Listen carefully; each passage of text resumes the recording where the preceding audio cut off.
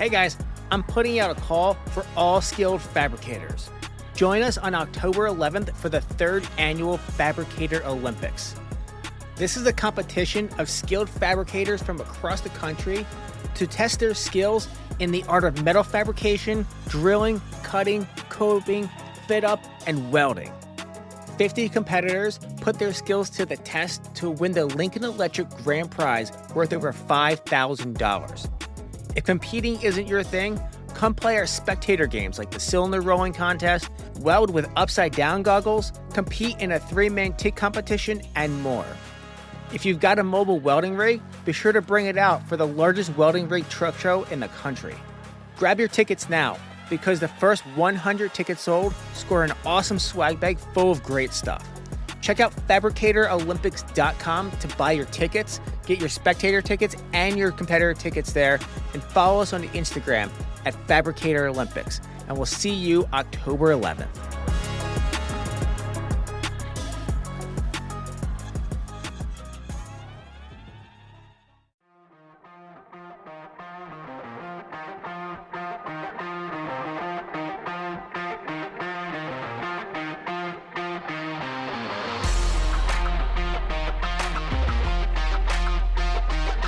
Hey guys, welcome to the Welding Business Owners Podcast, where podcasts are late, but our bids are on time. I'm your host, Kevin, with JMW Fabrication. Today, we've got an episode with Bruce Stevens. You guys might remember him from back in the day, maybe 4 years ago. He was one of my first guests on. I got a lot of really great feedback about his direct approach to everything. You guys seem to really enjoy him, so I had him back on a few years later to see what he has changed, where his business is at, and where it's headed now. You can follow along with his journey on all the social medias, Instagram, Facebook. Find him on there at Go Wild Fab. Hope you guys enjoyed this episode. If you do, leave us a 5-star review. I really appreciate it. And without any further ado, enjoy the episode.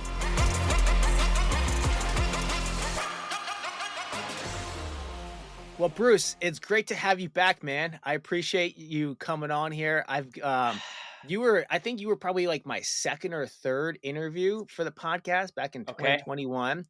And I've got a lot of really good feedback from everybody, but It seems like a lot of people just, they relate with the crap that you were going through back then. So I wanted to have you back on to see, our interview was back in, it was 4 years ago. Yeah. And you were doing structural, and if nobody heard it, they should probably go back and listen to that, first, and then come back to this. But you were doing a lot of structural, doing a lot of Texas DOT stuff, and you were doing more of the big red iron things. And I, from following you and being friends for a while, I've seen that you have pivoted and are doing some different things. So I want to hear about, the journey from 2021 to now 2025 to see what has changed, what have you learned, and just kind of like, go from there, So start us back, back in 2021, what were you doing? And then walk us through up until now the best you can, man. Wow, that's a that's a journey. And and when you talk about the positive feedback, I just if you heard the first one and you've ever reached out to me since then, I just want to say thank you so much. I appreciate it. Kevin, thanks for letting me come on. I think Yeah. a lot of the reasons why people kind of related was I think we all go through the same stuff.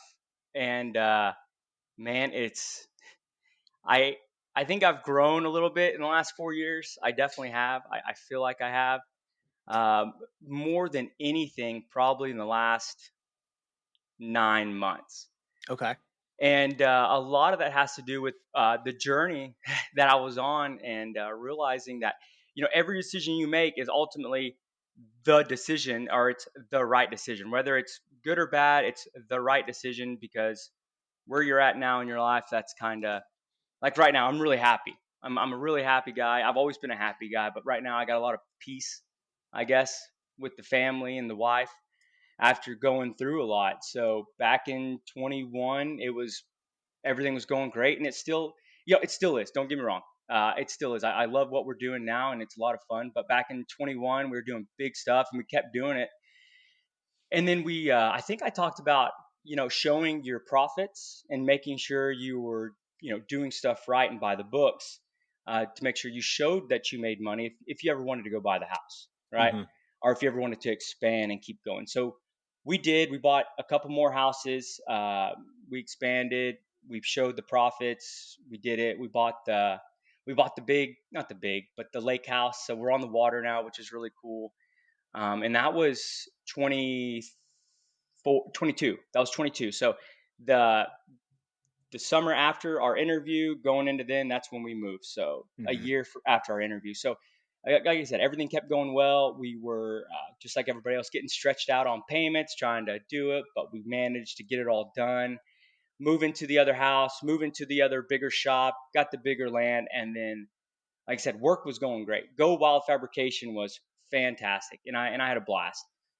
Unfortunately, the other side, the rental side, started kind of going bad. Not so much because we were doing, things were not going correctly. It was more like the people that were in the houses just Hmm. stopped paying.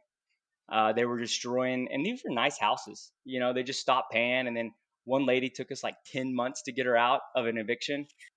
I know, and she was. It was actually in my old house, so she had that shop in the backyard. That Hmm. three, she stacked it Yeah. to the top, all the way to the top. Really? Yeah, and that was the same time that we got someone broke into the yard, stole the 350 big service. It was the best truck we had. We had just come from a big job. We had we had a Trailblazer and Bobcat 260 on the back of it, and then we had two MIG welders on the back of it. We had three guys, tools completely stocked, and we had worked late, and we were heading right back out there at 6 o'clock in the morning. So it was like, man, just park that thing back there. We'll be back in like 10 hours. Yeah. And so the next morning we showed back up, and it was gone, man. It's Uh, I think I posted on Instagram, and I was like, I it. remember. Yeah. And so whatever. Again, nobody cares, right? Like, Yep. people are like, man, that sucks. And I'm like, oh, I know. That was the funny part. It's like, man, that sucks. And I was like, yeah, it does, man. So we, filed the insurance, but luckily we still had like three, four more welders. One of the guys, the foreman, he had the welder on the back of his truck. So we went out the next morning like nothing happened. So then it was a chase. Of course, we didn't get anything back. I actually found the guy on Facebook selling my stuff. Wow. What? So randomly, this guy reaches out and he's like, "Hey, I know this maybe sound weird, but my name is so and so, and I think I can buy your stuff back for you." And I was like, "What the fuck is this, man?" I go, "Is this your hustle, dude? Is this your hustle? Is this what you do? You go rob people?" So, I talked to him, and he says, "Hey, this guy has it. Just don't tell him I gave your information."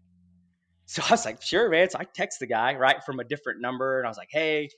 And then he was like, "Who is this?" I was like, "Well, Joe gave me your number." He's like, "Who's Joe?" I'm like, "Joe's your best." Joe said y'all go way back, And I was telling, he's like, "Okay, well, let's meet up." And I was gonna buy the Trailblazer, the 260. He sent me pictures of my shit. Wow. I know, it was nuts. So he sent me pictures of all of it, and I go, "Okay, yeah, man, no problem." He was like, I go, "How much do you want for all of this?" And he's like, "This is really nice stuff." I was like, "Yeah, I can tell. That is really nice stuff you got there." You're like, I know. And so he goes, "For this Trailblazer 325 and this Bobcat 260, and the Multimatic, and I had two Multimatic suitcase, those small suitcase ones. Yeah. I had two of those." And he goes, "I need $6,000." I was like, "Bro, 6,000?" I was like, "Come on, man." I was like, "Would you do 5,500?" He's like, "Yeah, okay, I'll do 5,500." I was like, "You're the man." So I called the cops. I was like, "Yo, I found the guy. He's gonna meet me, and I'm gonna buy my shit back." He's like, "All Yeah. right." And then he calls me like two more times. I ignore the call, and he's like, "Hey, I need you to pick up." So I picked up, and he's like, "Yo, I don't know no fucking Joe." I was like, "What do you mean you don't know Joe? Joe, and you go way back, man." He's like, "No, fuck you. What's your name?" I was like, "I told you my name." He was Yeah. also Joseph. And he's like, your name, I was like, oh shit. He already caught me, so he didn't want to meet up with me. Oh, man, you I didn't get know. the address or anything? No, he wouldn't give it to me. I was trying to Ah, ask him for it. dang. So Ah, yeah. so So close. I know. So I didn't get it back. So that was a slow process. That was a slowdown for us. But we just kept bidding. I kind of got. It wasn't so much I stopped doing the bigger stuff. I just stopped getting requests to do big stuff. It was more Yeah. requests to do the miscellaneous still. So I got into doing miscellaneous still, and that's Hmm. when we realized how important drawings were. Right, Yeah. the big stuff you can get a set of shop drawings pretty easy. The miscellaneous stuff, that's when it gets really challenging. And Mhm. so I went on that journey of trying to find a good detailer, and I just couldn't. And then last summer, I was looking around. I just kind of realized I was, my body was hurt. I was probably drinking a little bit more than I should have been.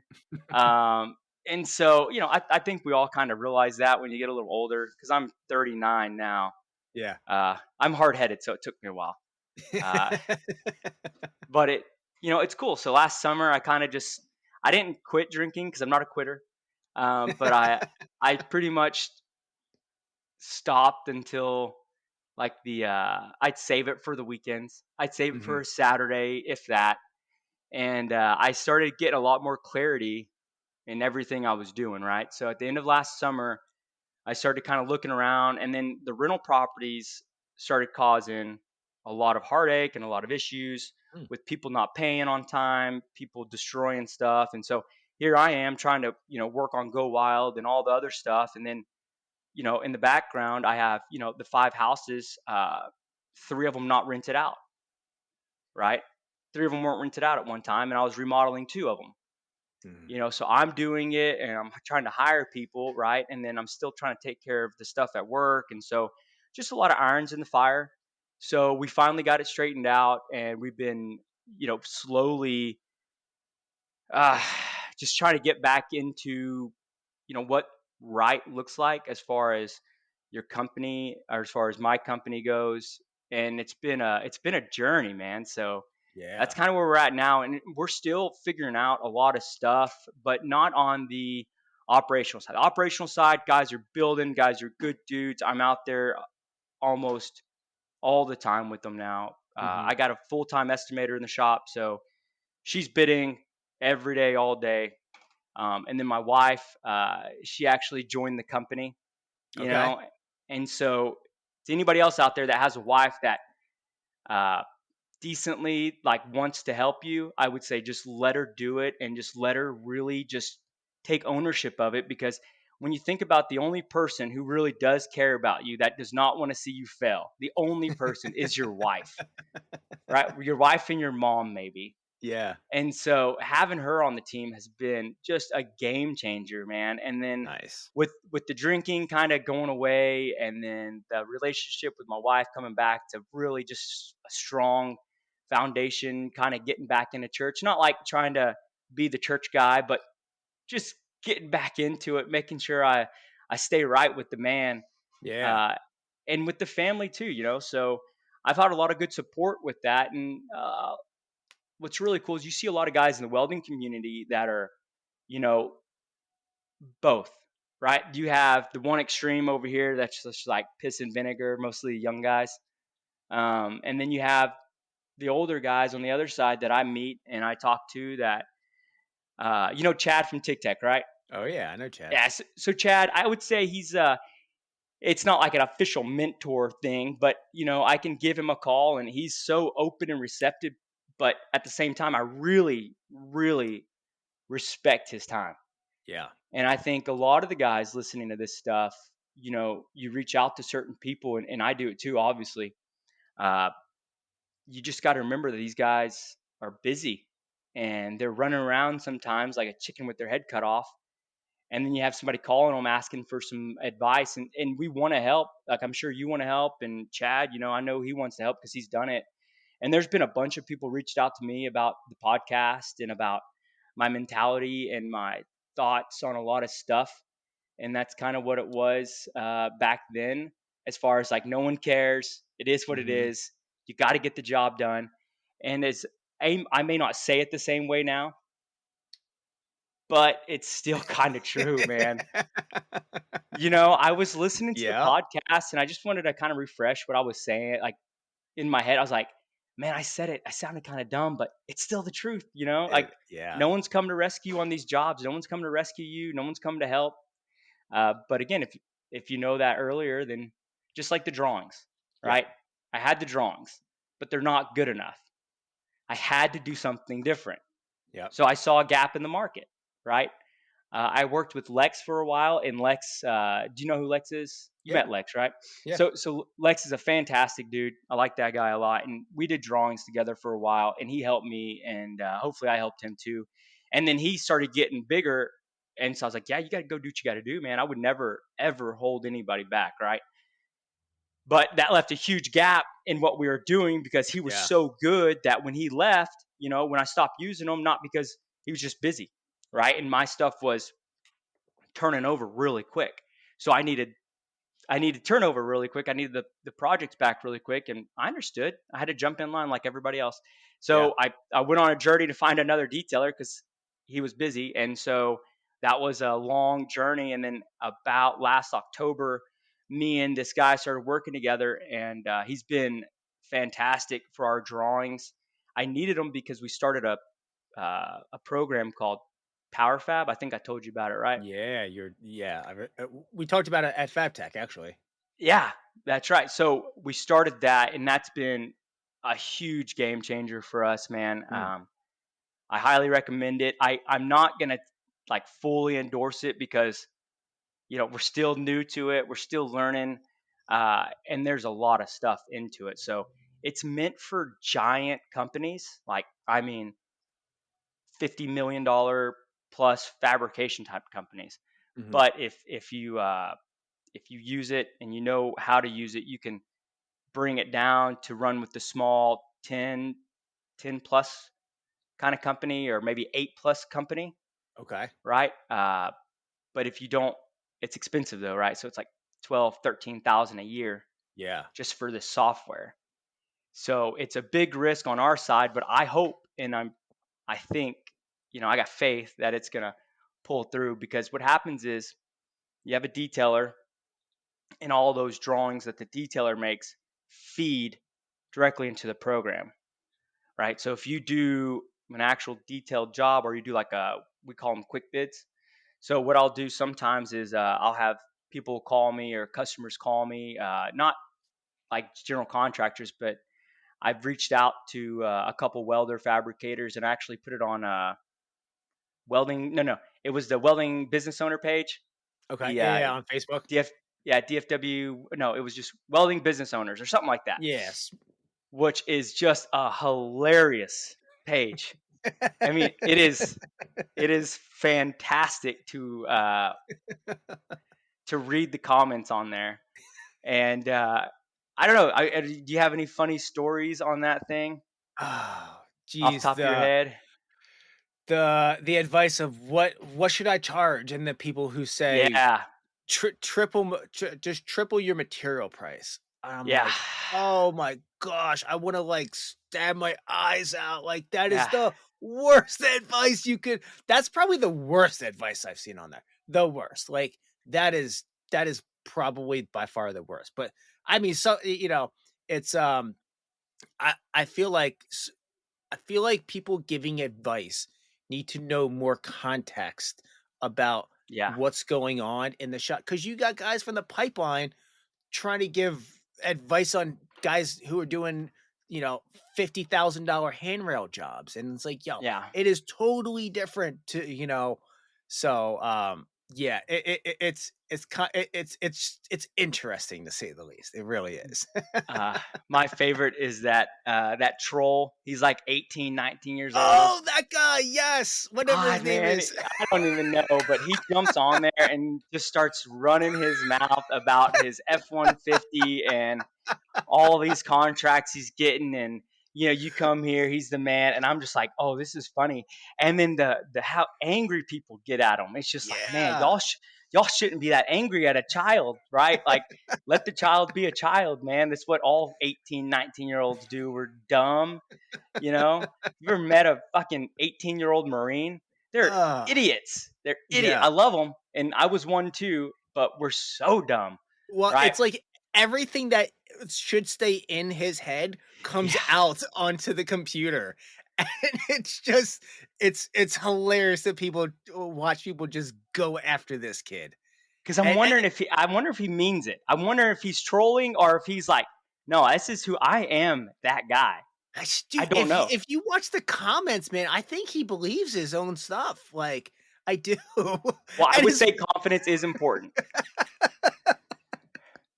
oh man, and like his work isn't even that good. Like Ah, it's really not. It's not like it's probably not terrible, but like anyway, I'm not gonna get it out. no, I'm we not don't gonna. have to get into it. We don't have to But get into that here, I but was so it is.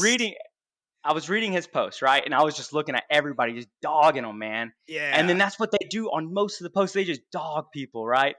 And I get it, man. It's a dog eat dog world. And you yeah. better come correct if you're going to put yourself out there. And I remember right before I wrote that post about helping people with drawings and detailed drawings, because I wanted to help people, man. I really do. I know how hard it is. And Hmm. I know the struggle that you guys are going through. And I'm still going through it sometimes. A lot of us have different things figured out. And I don't have a lot figured out, but a few things I do. And one of them is detailed drawings. I think I can help you. Yeah. And so I made this post about, look, I own a small welding company where, 10 guys, not a huge shop, but we have a detailer and then we have an extra one that we do 1099 with. But one of our detailers had some extra time and I was like, hey, you know what? If anybody wants to try, I can help you out with some detailed drawings. I can give you all the file types, the supports, the 3D, the CAD drawings, the DXF files, all the stuff you want, because it all comes directly out of Tekla, right? Hmm. So I I was like, if I post on there, they're gonna rag me. They're like, Yeah. how many have you helped out? I'm like, 0. And they're gonna go, you don't, and I'm like, oh shit. And so I was like, but hey, if you don't try, you don't try. Yeah.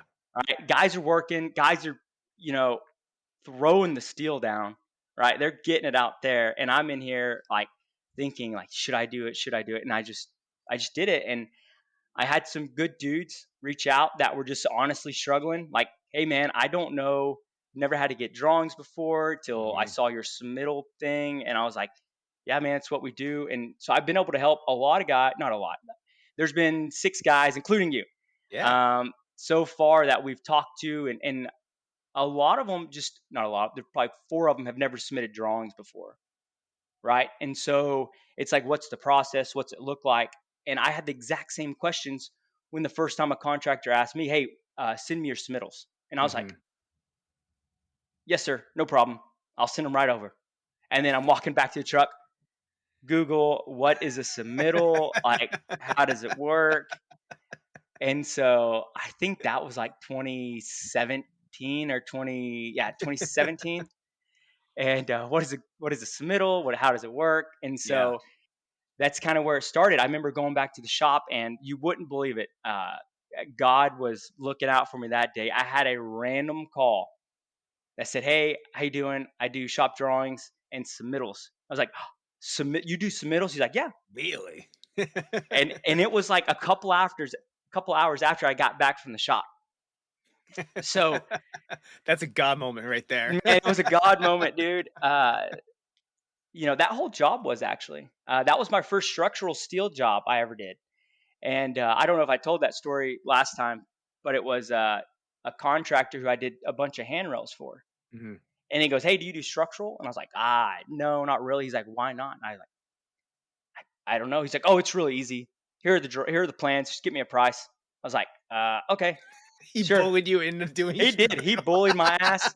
He bullied my ass into doing structural. And then whenever I gave him the price, he was like 27,000.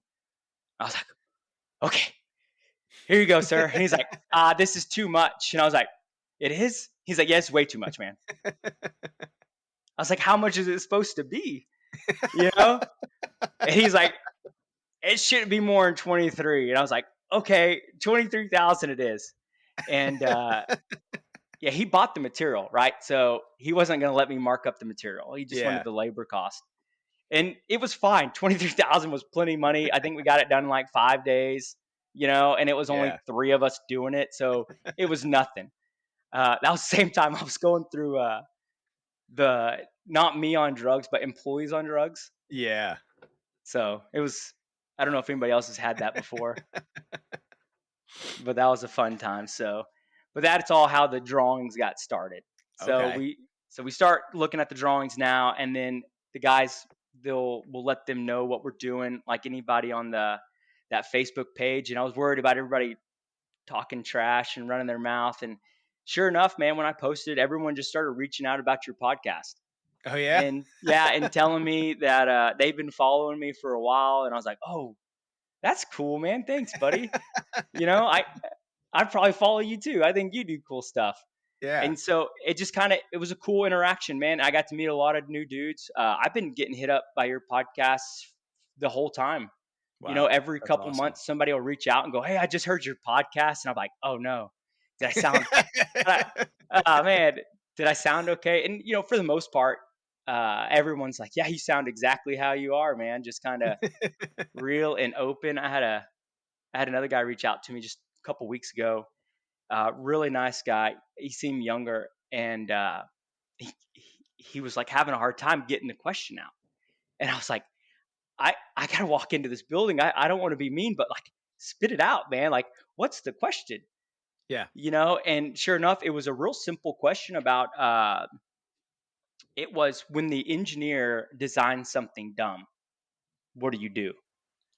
Um, and yeah, that's a great question. And Mhm. I'm sure I freaked out the first time I ever had that. And so I ended up just giving them what I did at the time was I gave them the price for what they wanted. And then in the bottom, I put, hey, I think I can make this a little cheaper.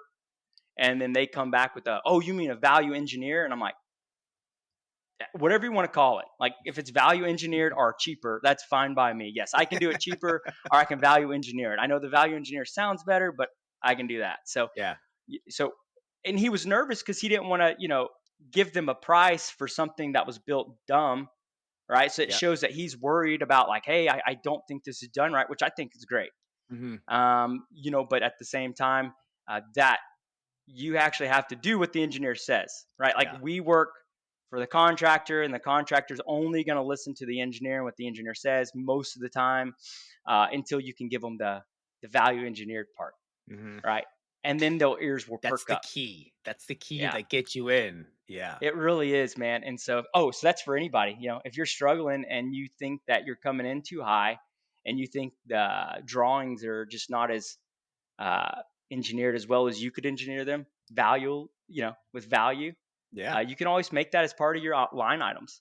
And a Mhm. lot of a lot of guys, a lot of GCs love to see that Yeah. because it means like, hey, we're trying to save the customer money, and it's going to be just as good if it looks the same, right? Like that's what they're going for is the look, right? So the architect designs it to look a certain way.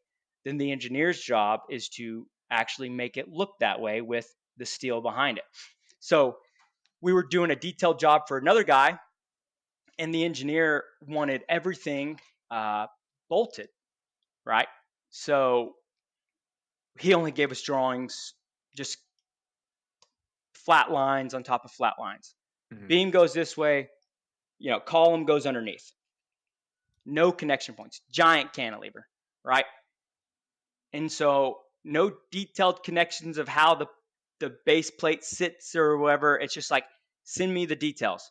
So the engineer literally just put the lines on the paper and drew out the footer and then gave no details on how anything attaches to each other. Right. So imagine being a guy who got these drawings Yeah. and you're like, you want it bolted? What does bolted connection look like for a giant cantilever, right? Yeah. And then who designs that, right? The engineer's supposed to. Well, he doesn't. Being So the lazy that connection, day. well, a lot of them, yeah, a lot of them are lazy or they don't have like they don't do it every day. Hmm. So they don't have like those pre-made. You'll see details from engineers copy and pasted a lot, right? Because what they do is they call them draftsmen. So the engineer has a draftsman who takes what he says and actually puts it on paper for him.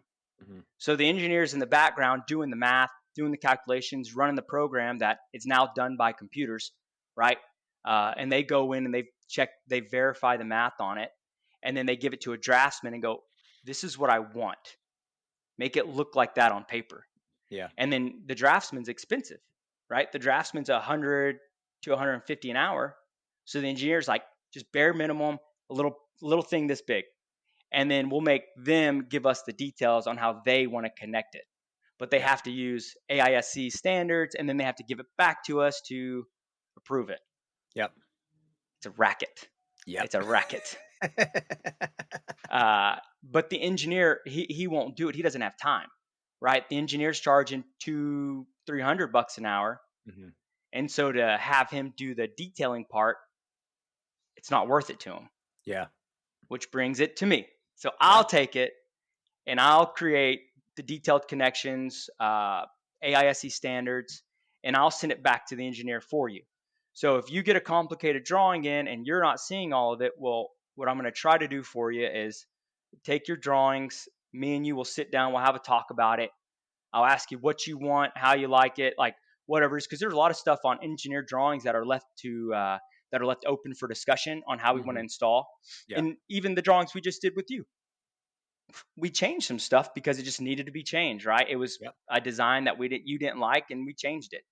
And so the same thing for this one, this big cantilever. We built the connections, right, to AISC standards plus some, and so now it's all the same.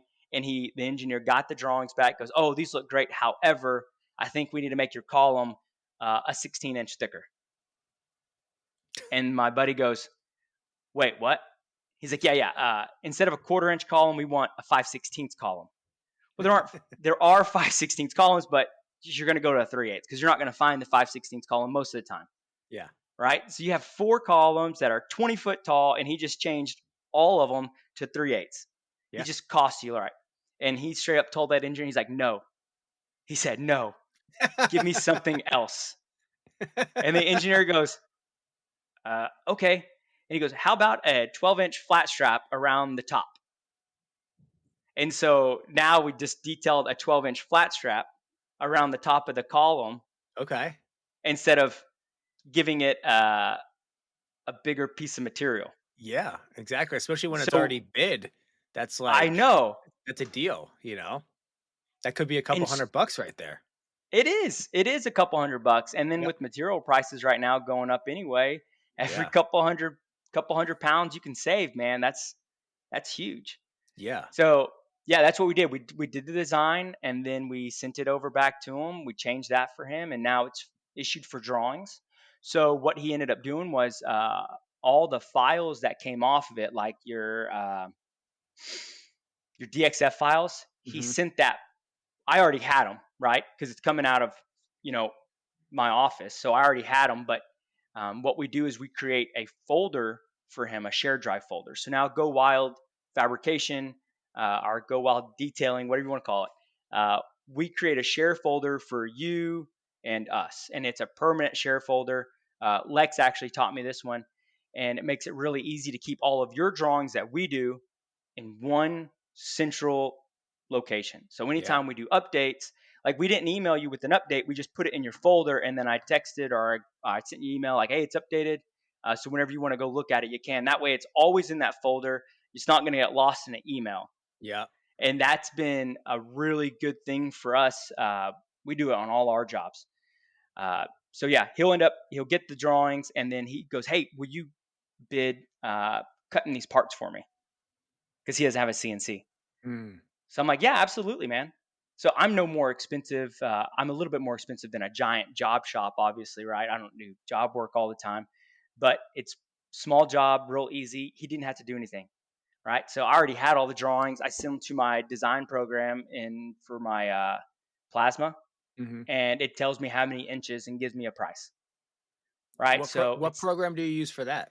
So, well, that's designed to cut. You can put Okay. it in your. It's actually my favorite plasma cutter program. I don't know which one you use, but it's a all online um, design, uh, CAD, and then cut. So it's just one program. It's online. There's no USB swap, nothing. If you have problems, you can call and they parry in or whatever, they remote in, and they can adjust everything on your actual program for you if it's out. Okay. Right. So Interesting. that's been, yeah. So that's been really good for us. And then also in the we built an office for our actual plasma table room, and so the computer's in there covered. So he's in there. He has all of the folders that we have access to in the office. So we don't even have to email him anything. He gets on PowerFab or whatever it is that we're doing the program out of, and he can download all of those files directly from that PowerFab program. Mm. So it makes it real easy not to get stuff cross-haired, cross-wired, going to different. So we've had You a miss issue different things. Yeah. with and again, if you guys already figured out an answer to this, congratulations. I'm still trying to figure it out, but you know, version control, version control is huge for us. Mhm. And understanding like where we're at on different drawings, like because we will get stuff changed in the middle of fabrication. Not our fault, not their fault, just on-site stuff that got popped up that we didn't see was happening, especially on remodel jobs. You know, and Mhm. opening walls up and seeing stuff Yeah. change. So version control is very important for us. So when we're out there working on something, we know through PowerFab and how we track our jobs that if something's been updated through to Tekla, if something's updated in Tekla, which is by the detailer way back away, then that feeds into PowerFab and then to PowerFab Go, which is in the shop. So if he changes something on his end on our PowerFab stuff, Okay. before I even go out to the shop, it's updated on PowerFab Go, and they can't withdraw those files. Like they can't down those Interesting. files. So there's no way if we flag it that way, and it now runs into a like a miscommunication of like what's Mm. supposed to be there and what's there. Then it'll say, "Hey, on hold, wait for update," and then we have to go back in on the office side and physically unlock it to be downloaded. Hmm. So Okay. nothing can be fabricated in the shop until the PowerFab Go has been updated by the office. So you could have your drawings in there, you could have your projects in there, and then we could get slow one day and they go, "Oh, I'll just grab something out of the queue and I'll get cutting on it or whatever, get whether it's on the saw or on the plasma or it's on the layout table. I'll get going on it, and then that way I'm not just hanging out. Okay. It's but it has to be released to cut, and nobody releases it besides me or a project manager. Mm. So all the drawings are available. You can see them. You just can't use them. So, And so, so, back it up a little bit. Give me like a 5 minute uh elevator speech of what Power Fab is and how you okay, guys use yeah, I know I kind of jumped into that. Sorry. So it. power, so Power Fab and Power Fab Go. It's two Tekla products, Trimble products that work in conjunction with each other. It's a project manager software Okay. specifically designed to work with fabrication steel shops. And when I saw it, I thought, this thing is fantastic. I got to get it. I got to try it. And then I saw the price tag and I was like, oh my God, this is so expensive. But, it was right at the same time that I was kind of being done with the drinking and kind of, I call it coming out of the fog. Yeah. And if anybody's there right now, I get it. I understand, and it's tough. And I hope that you find a way out of it. And for me, it was just kind of over time, you know. Hmm. But anyway, so I'm coming out of the fog, is what I like to say. I'm losing weight. I lost like 35 pounds, just from not drinking. It's Wow. crazy.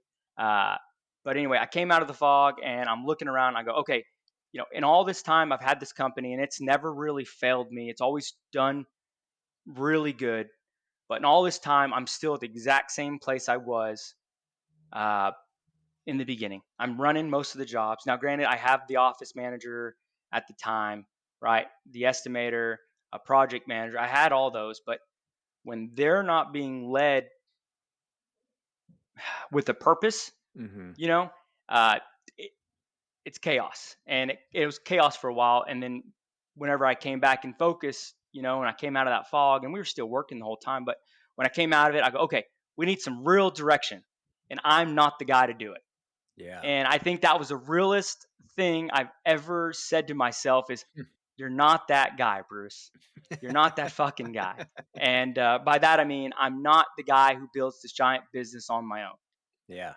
I didn't say I wasn't a guy who built a big business, or I can't be a guy who builds a big business. I just can't do it on my own. And so I was struggling for so long thinking I could do it on my own that I just I did the best I could, and I just kept running around, and things were changing, but in the reality nothing was changing because I was still doing most of the work. Hmm. Uh, Not the welding work. I haven't done the welding work in years. I'm talking about like the business leadership, business growing part. That was the one part that I really realized I need a lot of help to see where I'm going to go. And, I realized after coming out of that fog that the first thing I need to do is get a process in place. Kind of with the Marine Corps, you look at these guys that are going overseas, kicking doors in. I mean, they're doing some amazing things and they're 18, 19 years old. Right. And when you think about the kind of responsibility they give these young dudes, even me, I was either in a TS skiff, or I was in the back crewing or maintaining a helicopter. Mm-hmm. And so 19, 20 years old, Bruce is doing that. And then we get out, and then we kind of have different expectations, but the Marine Corps held me to the highest standard I've ever been held to. And so I was like, why is that? Why can the Marine Corps do it? And it all comes down to just operating procedures, right? Hmm. Standard operating procedures, practice, practice, practice, trusting your guys, trusting people in the field that you've trained them good enough that they're going to have the best interest in your company, hopefully. And so I realized to actually do that, you have to inspect what you expect. Mm. And so since then, I've been kind of like I was back in the very beginning. I'm up super early. I'm at work super early. I'm planning the day, and it's going great. And so the one thing I was missing was an actual operation, like an operating procedure. And so when I found Trimble, this Tekla program, that's when I was like, okay, this is something I can follow, right? There's directions on how to start a project and how to end a project on this platform. Mm-hmm. But like I said, it's just really expensive. But I took the risk, and it's been good since then. So you need a detailer. You need to have pretty much an in-house detailer, or you got to have someone that does really good drawings. Okay. And they can't do it on a older or pirated Tekla, because the older and I found that out by hiring people overseas, and they couldn't give me the right file formats. Right, so you need Mm. someone who uses a newer version of Tekla and is paying for it, right? So I bought Tekla structures, or I lease Tekla structures. You can't buy it anymore. And I have Tekla PowerFab. So you kind of need one to work the other, but it comes at, a pretty expensive cost. So I found my detailer, and we'd work together, and then I pay so he's full-time employee now. I He uses my Tekla subscription to do the drawings on, and we do quick bids and we do drawings. So quick bids are great, and we offer them not a ton, but we do offer quick bids. And what you'll get is a complete takeoff of the entire job, depending on what you're asking for. So structural steel is a good one. We'll do a quick bid of a structural steel, take us a couple hours, if that, and you'll get a 3D rendered PDF, right? So you can see it. And then if you want Trimble Connect, we can add you to Trimble Connect. If you have another IFC file viewer, like SketchUp, you can see exactly what we're going to give you in an amazing three-dimensional kind of tour. And with you'll also get a your material list Okay. down to your cut list. Anything you can imagine, you can get it just from Interesting. the just from the quick bid. And what's great about the quick bid is, yeah, it's $100, but you're going to save yourself a couple hours of work, Mm. and you're going to get a really good takeoff. And what I do is when we go through the quick bids, and before I send it back out to a customer, I'll go through it with my detailer, and we'll say, hey, I know you I know you saw it because it's your job, and I know you saw everything on it, but we saw something that is abnormal, and we're just pointing it out so you can see it. And so some of the stuff that we point out is stuff that you don't see unless you try to detail it, Okay. right? Or quick bid it, right? Hmm. So we'll go through what's important for us is the details on the quick bid because that gives us a kind of a time reference for connection settings, right? So if we know there's a certain kind of connections they want per engineer or per AISC standards, we can go look at what's shown or not shown on the engineered drawings and get a better idea of what the actual detail cost is going to be. So when we give you the quick bid, we'll give you back, hey, these are the notes, this is the weight, this is the cuts. We'll tell you how much drop is coming off of this through a normal cut list. Hmm. So you can kind of get a better idea of what you're going to be bidding. And we'll also give you say, hey, whenever you give this job back, if you win and you give it back to us, it's going to be 22 hours, 30 hours to detail. And so what I didn't realize on detailing that I was always upset about was how expensive it is until I started doing it and I go, oh man, this is a lot of time Yeah. because it's a good example, right? You got a one slope roof or a single slope roof, and you got to run a cantilever column or Mhm. cantilever beam to run through the column with your beam and then to match it on there perfectly with base plate or with plates on the top because you're going to bolt it. And then Mhm. like the engineer called for something weird and put an angle and everything's at a different on a different plane. Yeah. If it's on a different plane on height wise, and then it's on Mhm. a different plane left to right, right? So from left to right. So now you're in a three-dimensional thing trying to draw a plate on two different planes, Yeah. and you're like, it won't do what you want it to do. Yeah. So So sometimes cumbersome. Yeah. it is, man. And so it takes a lot of time to get really good at that. And even, I see Molten sometimes we look at stuff and we'll go over it and we'll start messing with it. And sometimes the computer just doesn't, it's not doing what you said it, what you're telling it to do. Yeah. So we're trying to get the detailing down to a cost where it's really affordable, but it's also the quality is going to be good. And if that's slowing us down a little bit, which I hope it doesn't, then I'd rather just be a little bit slower, but a lot nicer of a product. Yeah. And Now, so, now, go ahead. with the quick bids, um, what is it? What is the reference? Like, do you need a CAD file for that, or do you just need a PDF that they send out? And then, Yeah. like, where does it get the ton? Like, can you detail out railings and stuff? And how, like, is it only fabrication time of the railings? And how does it know? Because, like, what if you bundle cut, pickets versus like chopping each one individually? Like, how does like where is it? Where's the reference come from that?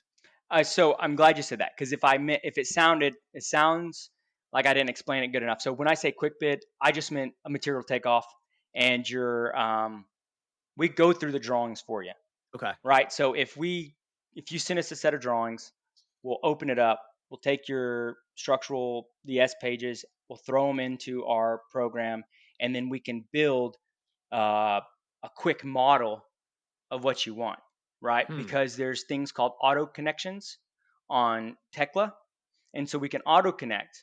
And again, it's not easy, but it's there and makes life super simple. And so when you auto connect, and let's just say you go off AIC standards, it depending on how tall your beam is how many bolts you're going to get, right? And so if you can go in and again, it's connecting dots kind of stuff, not that simple, but connecting dots, Yeah. highlighting the connections and then assigning it a connection. Mm. And so now I can import the PDF into the actual 3D model. And now I'm picking those points on top of the PDF, right? So my plane view is on the 0 level, the foundation level, right? And then I have a PDF underneath my new grid lines. And Mm. so now I'm Okay. jumping to the grid line points and calling it a 4x4 column. And I'm telling each one of those columns they're 10 foot. You have a base plate on the bottom. You have a knife plate on top. You have a cap plate on top of that. Mm-hmm. And then you're going to connect with 4 bolts. And so when these columns understand that's what they're going to do anytime a piece of steel talks to them, then that's when the next piece of steel touches it. It's detailed. It's done, Gotcha. right? It's not done perfect, right? Because it's quick, Mm-hmm. but you'll get back like, hey, you have X amount of base plates, 3/4 inch, this many holes. Each one has a 18-inch all thread with a nut top bottom and the very bottom of that. Mm-hmm. So then when I give you your drawing, when I give you this quick bid back, I'll go, hey, we've 17 columns, 18 beams, 150 something feet of all thread. You need 770 bolts and the weight is 38,000 pounds, Yeah. and you'll get Got that it. back. And then for your handrails, what I'll do is I'll go, hey, you have 75 feet of this handrail, and then I'll screenshot a picture of that detail in there and go, you have 175 feet of that, Hmm. right? Interesting. So, and then the same thing for the stairs is like, hey, you have 2 sets of stairs. This is how many linear feet of handrail. This is how many treads you have, right? And then that way how many treads there are. You can get a price for that yourself. Yeah. Price per If tread, we, price per yeah, foot of handrail and stuff like that. yeah, Yeah. yeah. So it's just stuck because I can't. And other people ask, yeah, how do you bid, man? If you There's not enough time in the world to tell you how we bid because it's different every All time. subjective. Yeah. It's all subjective, right? And who are you bidding against, right? So that's what Chad actually told me that, and it is fantastic. And he goes, you don't dictate your competition, or I'm sorry, you don't dictate your prices. Your competition does. And I was like, what? What do you mean? He's like, think about it, man. If you're going after a high end guy, and all those guys are high, and all the people are high end, and you come in normal, and you're the lowest guy on there, they're probably not going to pick you. Yeah. But if you pick that same price for another job and you bid it the same way, and then it's a low end client and he gets a bunch of welder contractors in there all the time, Mm-hmm. now you're high bid. Yep. But you bid it the same way. You're like, I bid it the same way, and it's not fair. And it's like, Yep. I know it's not fair, man. So Yeah. It's funny because I actually just did a bid. I did bid it for two churches recently, and the smaller of the bids, I knew that the kind of quality and detail that they wanted in this place. And it's self-funded and things like that. So I knew it was gonna take a little while, but I knew that like I can't like I actually have to charge a little bit of a premium because I know that they are going to want not they're not going to want the lowest bidder. They're mm, not gonna want the cheapest handrail because it's stainless and glass panel rail. yeah, And yeah, so it polishing out, it takes a long time. And I sat back and looked at my bid and I was like, dang, that looks expensive. But I put I know that because of, who the customer is, they're gonna want a little bit of a price break. yep, Because it's what they ask for. hmm, So I know that it's customary in their culture to want to haggle on price, and so I play the game. oh yeah, I put in another 10% so that when they say, "Oh, it's too expensive, you need to come down," I can take 10% off and still be where I'm at, and they feel like they got a better number because my number was higher, and they want that quality, but not at that price. So they're of thinking that course, they're going to get, they're getting the quality no matter what, but they're getting at the price that they want too. You know, yeah, so you're right. If you're going after higher end clients, they don't always want the lowest bidder. They yeah, buy it. They buy on price, or I'm sorry, they buy on quality, not price. And, Yeah. we have that actually written on our wall in our, we call it our war room. And Yeah. for last year and this year, we sought after clients who buy on value and not price. I like it. I like it. So, yeah, that's awesome, man. So, what is at what level did you get a I guess I should say what number of guys producers out in your shop warranted you having a full-time estimator in house and getting a detail guy and a project manager, like at what at what volume, maybe not volume, but maybe producers of work, because I feel like, when I'm at 4 guys, I really feel like I need to hire on a project manager and to do do you see a project manager that can do bidding, or should you just leave that to somebody who does bidding? Or, because I see in a smaller shop, I see that they might, if you get the right person, you might be able to get them to do both because they understand your equipment,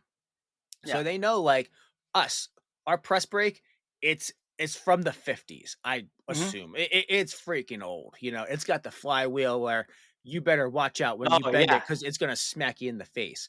Like, Yeah. we can't bend complicated things. And so, I can't I would find it hard to outsource our estimating without them being familiar with our shop. And because, like, we don't have a four-way die that you can just pick up, spin, and boom, you're ready to go. Yeah. Like, you got to get the forklift out to, like, move this freaking die off there to change it, to change, well, maybe not the die, but the die holder. And so how, like, unpack that for me a little bit. Okay. So it sounds like you're asking like when do you make the jump? Like when like what at what point do you get the estimator? Estimator, project manager, detail guy, you know, Man, are they strictly only doing those jobs? What is, y- what is your project manager do? Like, is he actually out there working, or is he, what does that look so like? so right now as we had a full-time project manager for a couple years and he was a fantastic individual, but it wasn't working in a sense of like we were still missing some stuff, some things were dropping. And I wish he was still around sometimes when we have this new program because the new program is supposed to stop all that. And it has for the most part when we use it. It works really well for that. But I don't have a real clear answer for you. On the estimator part, it's hard because to find an estimator, most of them want like either 90 to 100,000 plus uh, like compensation, like not bonuses, but like profit share type stuff. Mhm. At least the ones I saw like on those recruiting websites, the ones that like, hey, we'll find you an estimator. And then it's like, Yeah. okay, great. And so I sign up and it's like, hey, here's the estimator. This is what they've done. This is what they want. And then I go, wow, how much does he, this is great. This is going to work out fantastic. He's Yeah. $110,000 plus a 1% commission on the year. And then it was, and he's 30% and he costs 30% to get his information. I go, what? And they go, we need $40,000 to release his information to you. If I hired him, if I hired him. And so I was like, huh? You want how much money to bring on a guy that I don't know is going to actually work? Yeah. Like his That's crazy. I'm not saying his resume was not impressive, right? His resume was super impressive. And if he did what he said, he'd be worth it, right? So if anybody's listening, and you're like, you're an idiot because a good estimator is worth his weight in gold. I agree. And if you can pay him, like, good, I'm glad, man. That's Yeah. fantastic. I can't. I couldn't pay that much money at the time. I still can't even pay that much money, Yeah. right? So we're well, actually, Chris, his last year, I think he made before he left. That was my foreman. I Yeah. think he made like 110, something like Okay. that. So he did great. Yeah. Um, but anyway, back to the whole point of the estimator.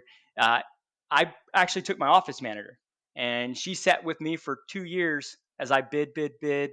and worked and bid to learn how to do it. Mm. And so now she is actually bidding most of it. But what's really cool is we have a bidding platform. So there's a lot of ways to miss stuff when you're new at bidding Mm. compared to if me and you are bidding something. A good example is like whenever you bid a set of joist and decking, right? You think that the joist and decking is you sent it to Volcraft or New Millennium, and they sent you back the pricing, and it's like, okay, this is all I need for my joist and decking package. It's wrong. You need a lot more. Mm. And if you don't know that before bidding it, you could easily miss it. Yeah. And so when I think about, learning how to bid jobs, Jessica, my office manager, she was right here with me the entire time, every time.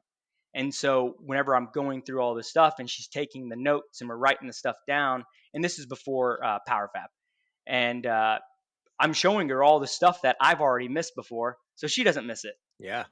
Right. So it's been really good to have her kind of take that over for me so I can start working on actual, like, getting jobs Mm. by going back out, shaking the hands, meeting the new construction companies. Because honestly, the last couple years have been the same customers over and over and over and over Okay. again.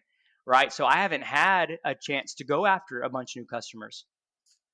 It's just been keeping me busy, right? And so after we had all those people, 15 dudes, we shrunk back down to like 10 and then 8 and then shrunk back down a little bit more. And then now we're plussing back up again. So it's like, Yeah. it's like this. And I'm sure a lot of people go through it. If you're still here from listening to me last time, like, congratulations. Like, this economy, man, this is the first slowdown I've ever seen. Really? I don't know if you guys have slowed down at all, but we have definitely. I saw a slowdown on jobs coming in, jobs going out to the bidding platforms. You know, uh, but that's when I was like, I got to go. I got to go back out and find more work. This is Yeah. fun for me. Hmm. This is the exciting part. I love welding and fabrication, but I actually love to sell and get new jobs even more. That's like my real favorite thing to do. Yeah. um, and then actually being out in the field with the guys. Hmm. I'm selling the badass 2023 F-250 Lariat.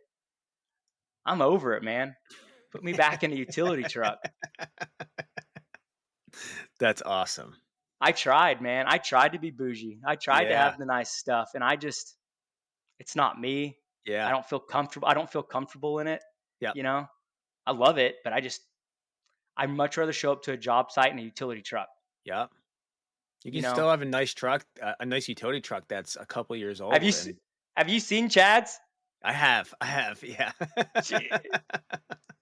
That guy's thing is crazy, man. It's awesome. Yeah, I love it. I So I've actually thought about so I have a 2015 Ram dually. It's got the nicer, it's the limited trim package, so it's got yeah, all the embroidered seats and stuff. it's I bought comfortable. it like 5 years old, you know what I mean? It wasn't brand new, and I thought I would really like to throw like a small low profile utility body on there. Yeah, Like that would be absolutely. cool, you know what I mean? You I still should. get the bed space. I can haul the camper with it, and I still have my tools with me because That's right. like with my shop being so far away, you know how many times I just need my impact sockets or my like everything? I just want a basic set of tools on my truck, but not clutter up my bed and have to like take the tonneau cover off and pull the pack outs out and just to get a screwdriver, you know what I mean? Open the Oh, I drawer. do. I just want a screwdriver there, you know what I I just mean? want a screwdriver. Give me my screwdriver, please. Yeah, yeah. So, But it's no. get the tonal out. It's open the tonal cover. It's flip the Milwaukee box back up because it's too tall to Yes. get shut. I'm just like, Yes. No. so dude, I'm ready, man. We're gonna probably trade my wife's car in too. She has a newer Ford Explorer, like Mhm. 23.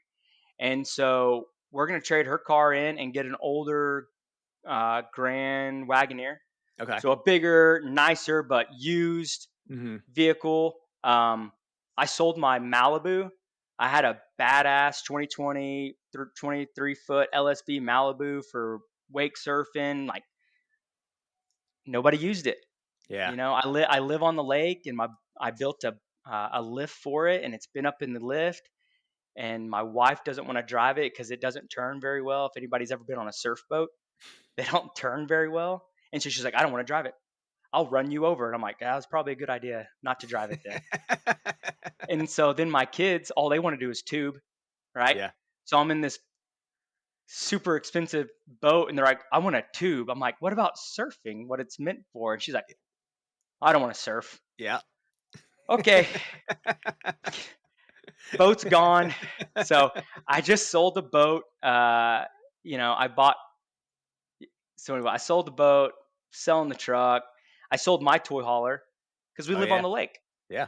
All I all I wanted a toy hauler for was going to the lake, or something like that. And now we bought the lake house, and so we're just on the lake all the time. So the toy hauler was sitting there, and I didn't want to sell it just in case I needed it, Yeah. right? And I realized how dumb that is.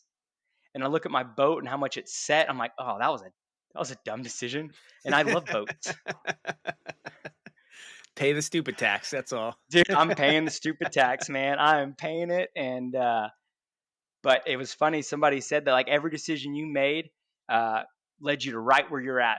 Hmm. And if you are happy where you're at, if you have a good life, if someone loves you and you got kids and they love you, and you got a good family, whatever it is, like you made the right decisions to Yeah. get you to that point.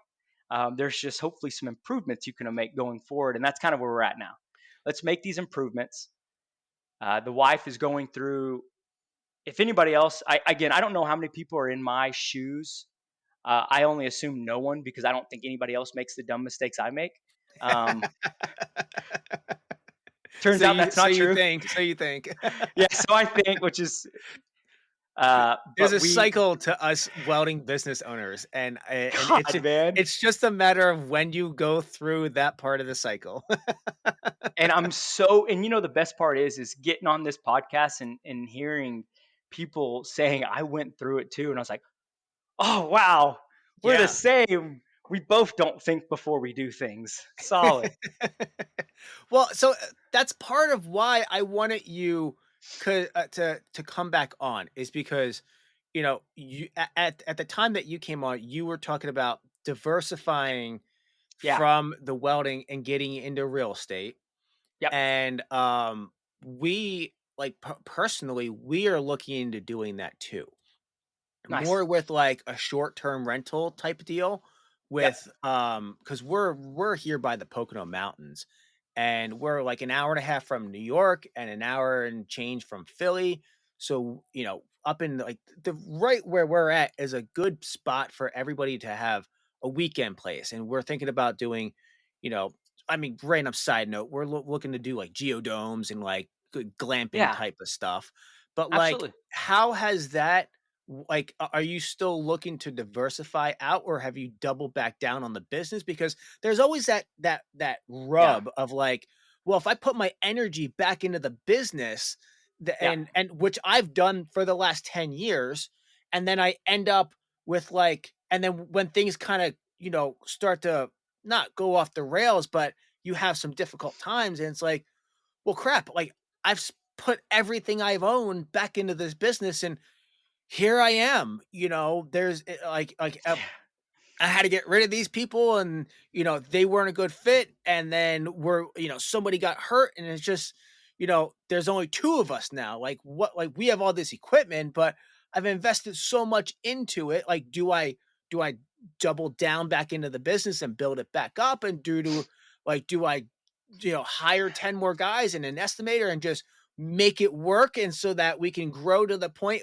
but like there's also the the wisdom of like, hey, you know what, like like, having a smaller business that is run well with guys who care, you also are afforded the time to be able to take off, to be like, I can actually work 45 hours this week and see my kids, you know what I mean, rather than miss those years of working 60 hours to build something, to just have it be, it's still kind of fragile. It's still a business. It's still responds to the market and the economy. So, Yeah. where are you at with that as far as, are you pouring everything you've got back into the business? Are you still looking to diversify? Do you have those rental properties? And, what does that look like for you? So I still have. So we bought another house, my house that I live in. So we have the five. We have the five just rentals, and we have one up for sale right now because again, we just kept running into issues with bad renters. Mhm. And so you asked me that, we talked about it last podcast, and I was all on board, right? And I finished the real estate stuff. I never really got the license because I didn't need to, right? I was working. I was just like, Mhm. okay, well, I finished the course and I should go get the license. But then I found out you have to have a sponsor and you have to work for that sponsor part time or full time. You can't just get a real estate license and then be able to open. I thought, Yeah. again, dumb for not checking. I thought you could just get the license and be like, okay, you can jump on MLS now and look at stuff. It's Yeah. not how it works. And I was like, I'm not gonna go work for that person. I don't even like those people, man. I just want the shortcut to the MLS, that's all. Yeah, man, that's all I wanted. And then, but what was cool was, if you want to sell something and you think you can do it, there's people who would just take $100 and they put your house on MLS. Mhm. You don't need real estate agents. I don't like real estate agents most of the time. There's a couple good ones out there that really want to help you, but a lot of them just want to push, just buy, buy, buy, buy. And I'm just like, ah. So I never really followed through with that because I didn't want to be just a salesman. I wanted to be able to give a product that I loved giving, and I'm happy and I'm proud of it. Yeah. And so that's what I decided was, I was like, the company is what I want. We asked about the 9 to 5, and remember, you go, haven't you thought about it? And I go, I have never thought about it because I got nothing to go to. I still got nothing else to go to, right? Yep. So I'm doubling, tripling down, man. I love it. I love what I do. Mhm. I love the detailing part. I really do love that part of the company. Um, I hope we can give out some really good products. The other side of it is, what does a Go Wild look like with sober Bruce all the time? Mhm. What does it look like with the guy who never left the field, who somehow is able to get a decent estimator in there, a decent project manager, and is the field supervisor, and is running around to the jobs all the time and just making sure people are being safe.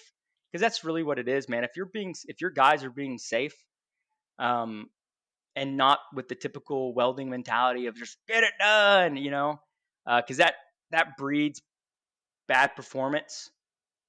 It breeds sometimes an unhealthy level of like job completion means leaving on time, Mhm.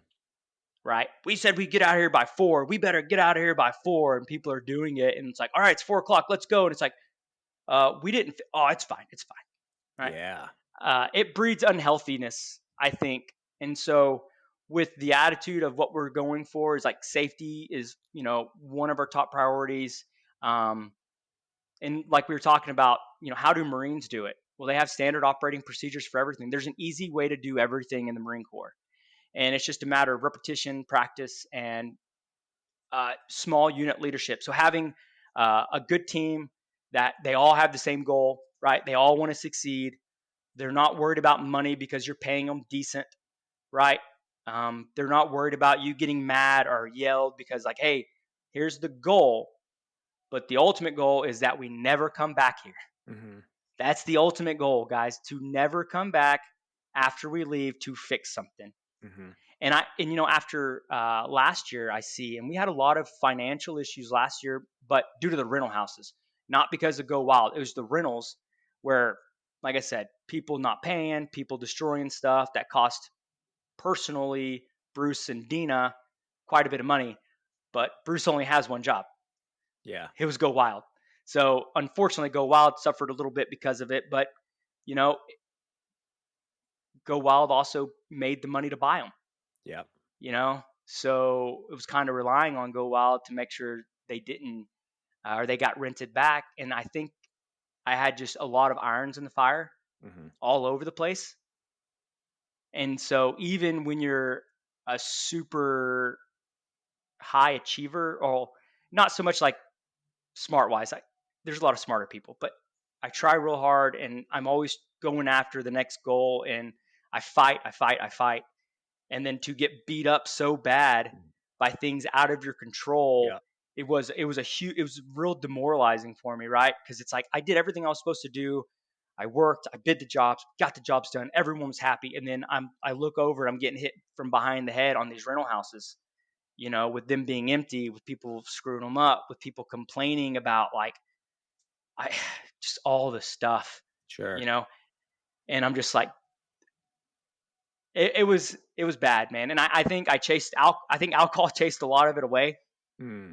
and it made it easier for me. And then when I finally stopped, and I was like, okay, there's some issues we got to take care of, and that's what I ultimately figured out is if you want to have those multiple revenue streams of rentals, because it's smart, you you got to have the extra money, right? I stretched myself so thin to get as many as I did that I think it hurt me in the long run. Mm. When Go Wild slowed down, and again, slowed down, it was still making money, right? It was still covering its bases. It was making the payments. It was making, none of my guys ever went without a paycheck, you know? Um, yeah, so none of my guys ever went without a paycheck. I never had any issues with that. It was more just big ticket items were coming out from the rentals, and then I'd have to cover it somehow. And when I was covering it, that's when it started getting kind of bad. Mm. And so, but coming back in, we're good. Everything's solid. We're going to sell one of the houses because we just keep having issues with it. And then 100% focused has been back on Go Wild. And what I realized, those 60-hour days we keep talking about that were easy when we were, in our 20s and early 30s, that get really hard. I've realized that I can still do it. I can still do hard things. I think for a while I kind of forgot because I was doing easy stuff, right? Okay. And I think coming in late to work sometimes just because I could, Hmm. guys are working, no big deal, right? Coming in late sometimes, maybe having a drink early, you know, Hmm. at work kind of hurt. So, you know, it never got to a point where we got called out for anything bad that we did, but mentally and, I knew it personally. So fixing that and then coming back and now looking at it, I see everything that happened. Go Wild was always profitable. It always did a good job. The things that were taken away from me and my family were actually the rental houses. Mm. Okay. That's what was hurting us. And we had tried so hard, and I was so proud of them, right? Nobody in my family had ever done anything that bought all these. No one's ever done that. Like, I was so proud of it. And I was so proud that I let it hurt me. Mm. And so that was a huge realization I had, that the pride, man, the pride I had and all the stuff I was doing, I was so proud of it.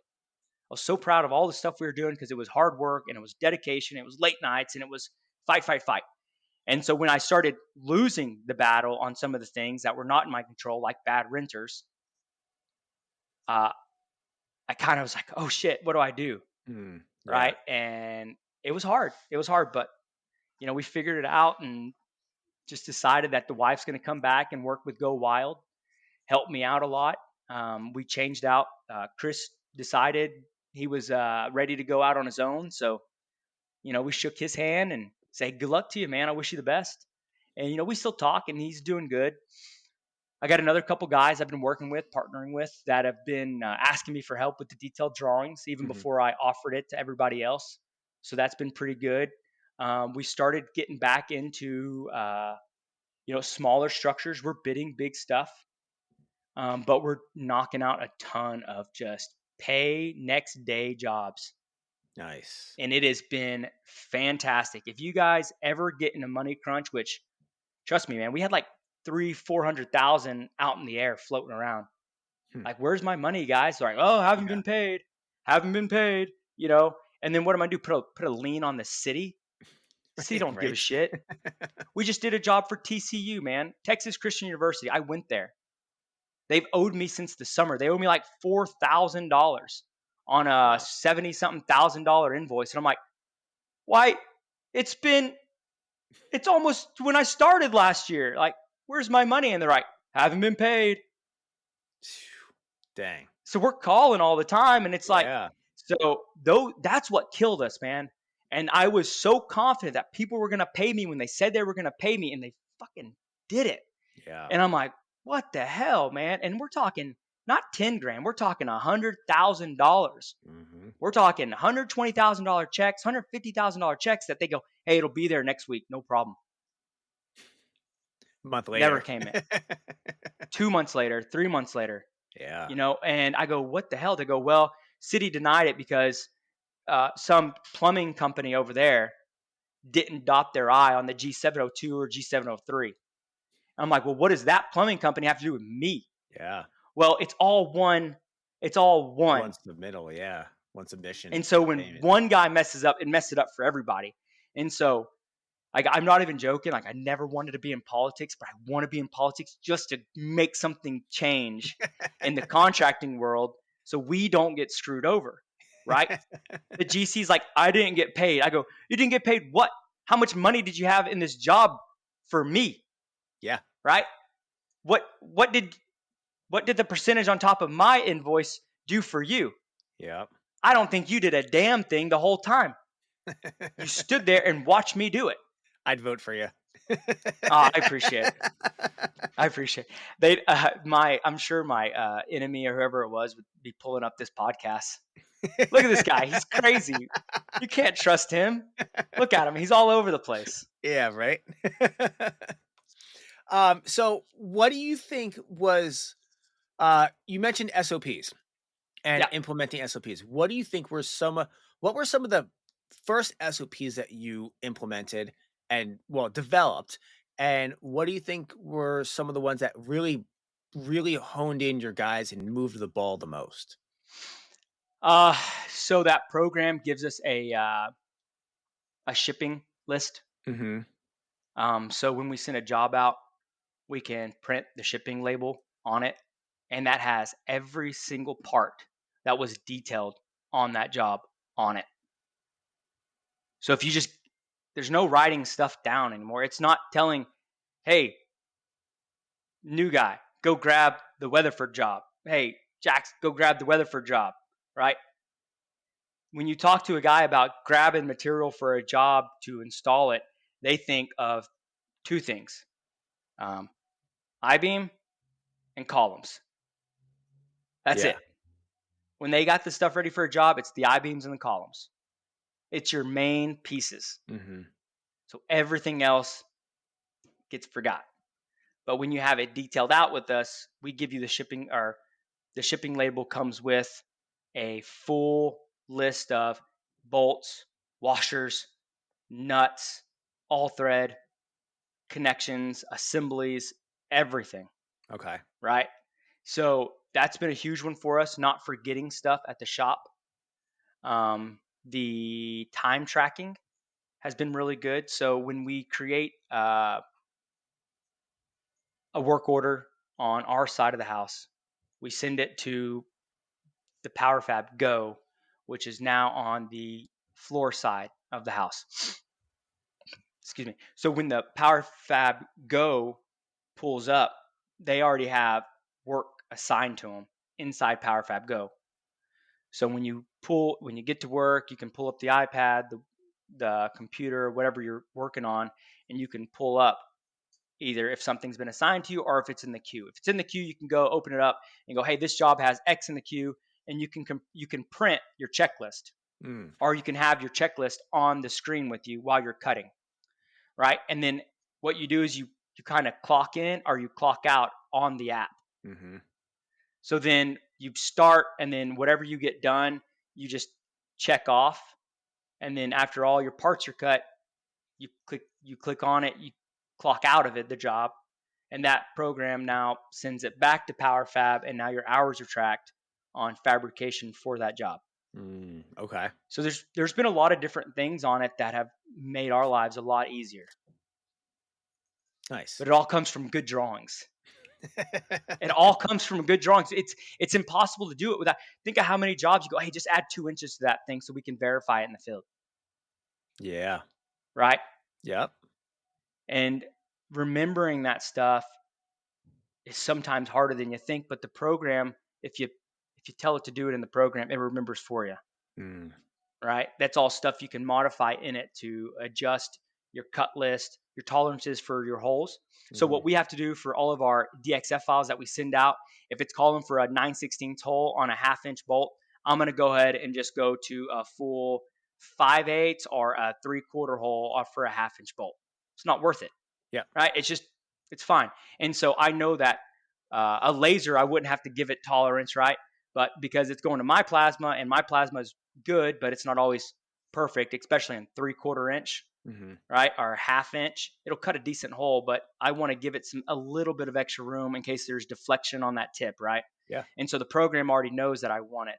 So whenever I send out those files, it already comes holes bigger, right? Because in the program, I said, hey, all the DXF files with holes on the slop for that we're going to end up giving it a 1/4 inch instead of, or an 1/8 inch instead of a 16th.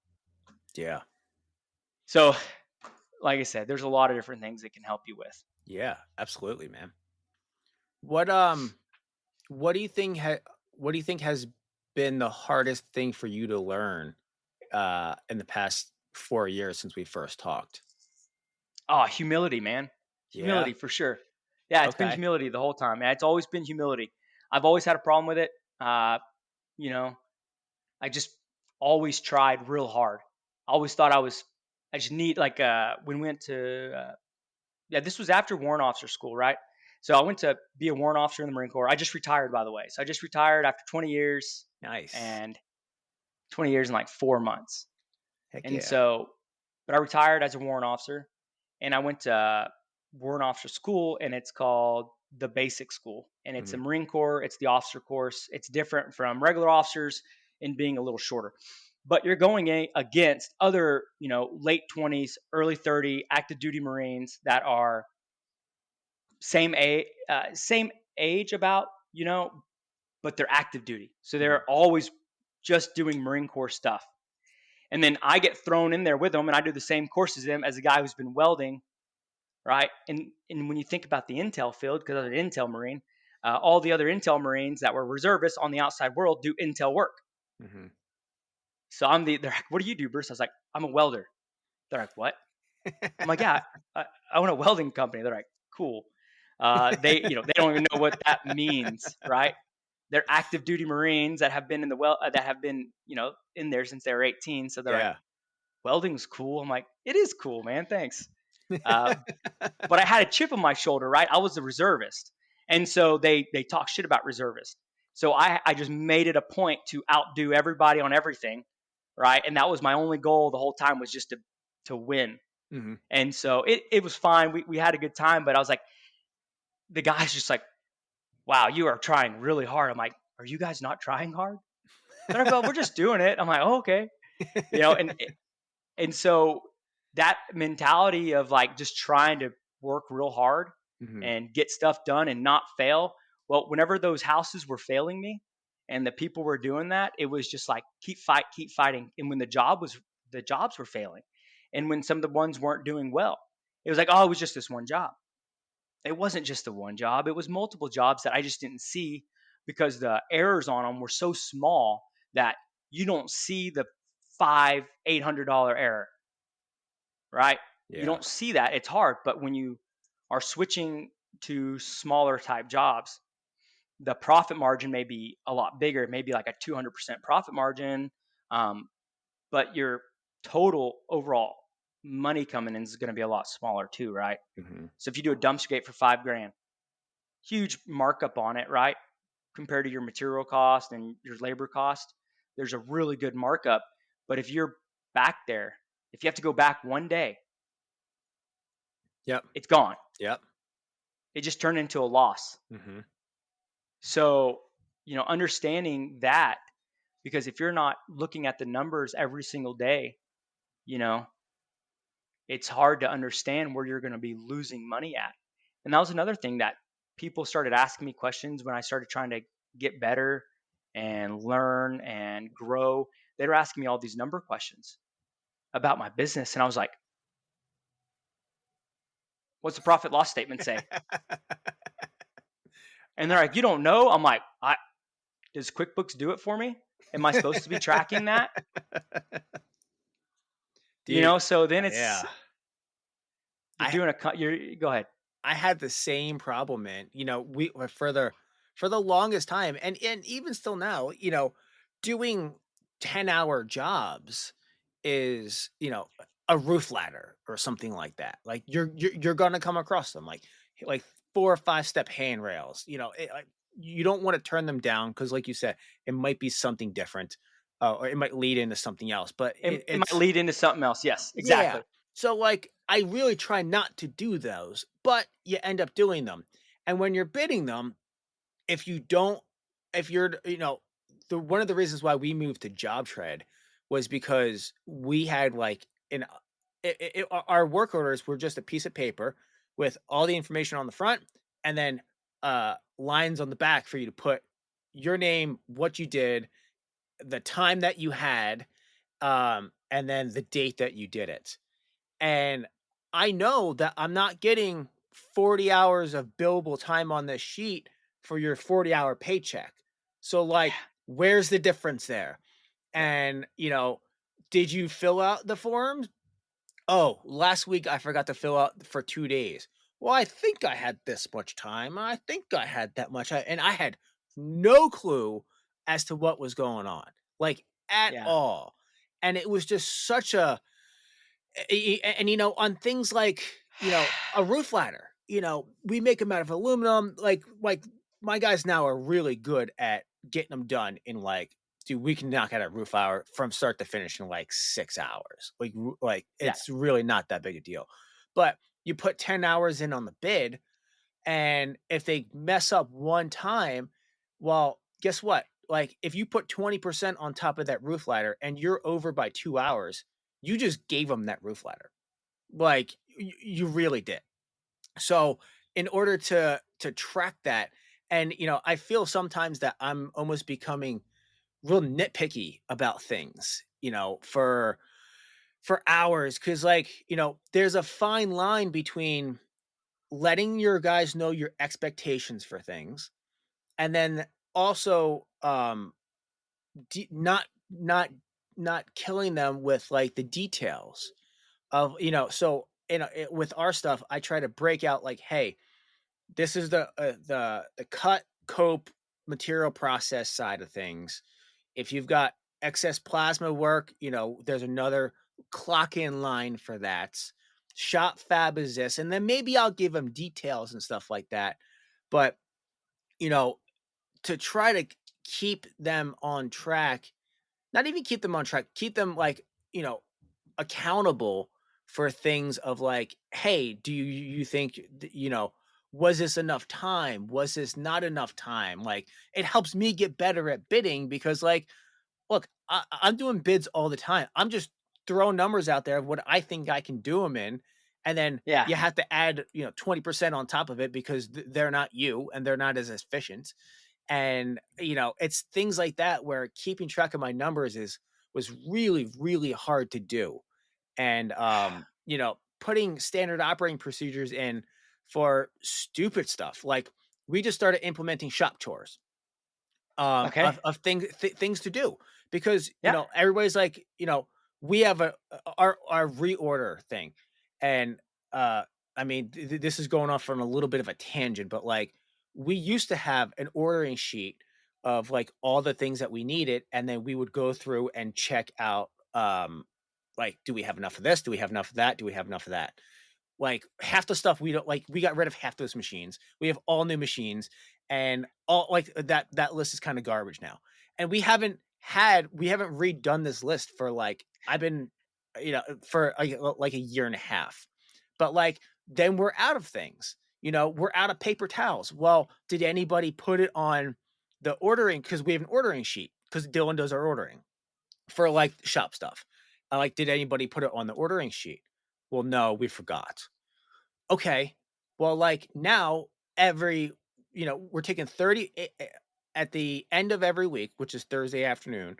We're taking 30 minutes. We're going to sweep the shop. We're going to take out the trash. We're going to go over this checklist.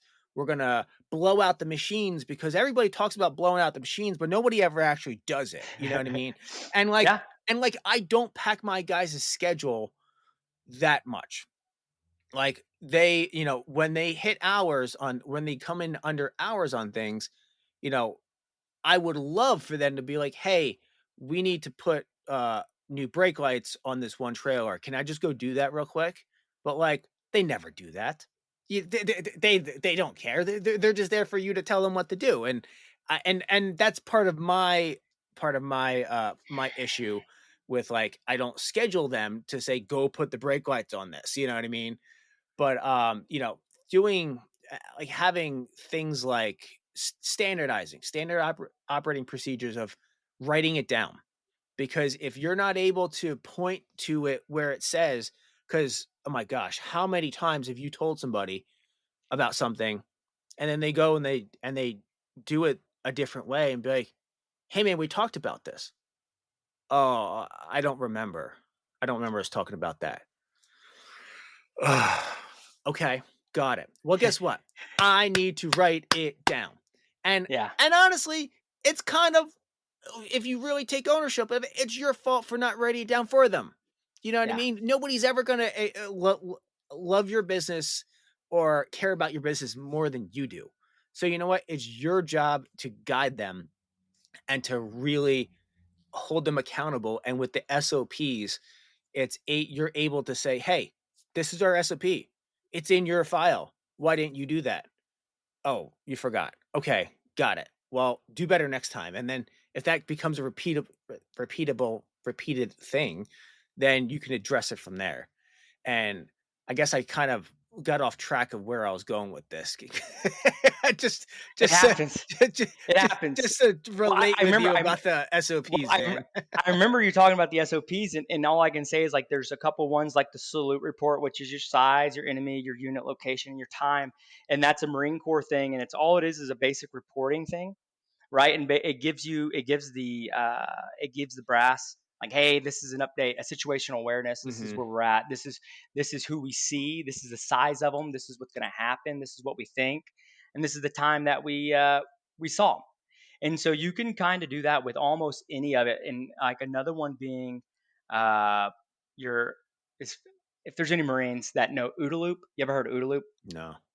So your OODA loop is it's this process designed by some fighter jet pilot a long time ago, and your goal is to orient, observe, uh, decide, act.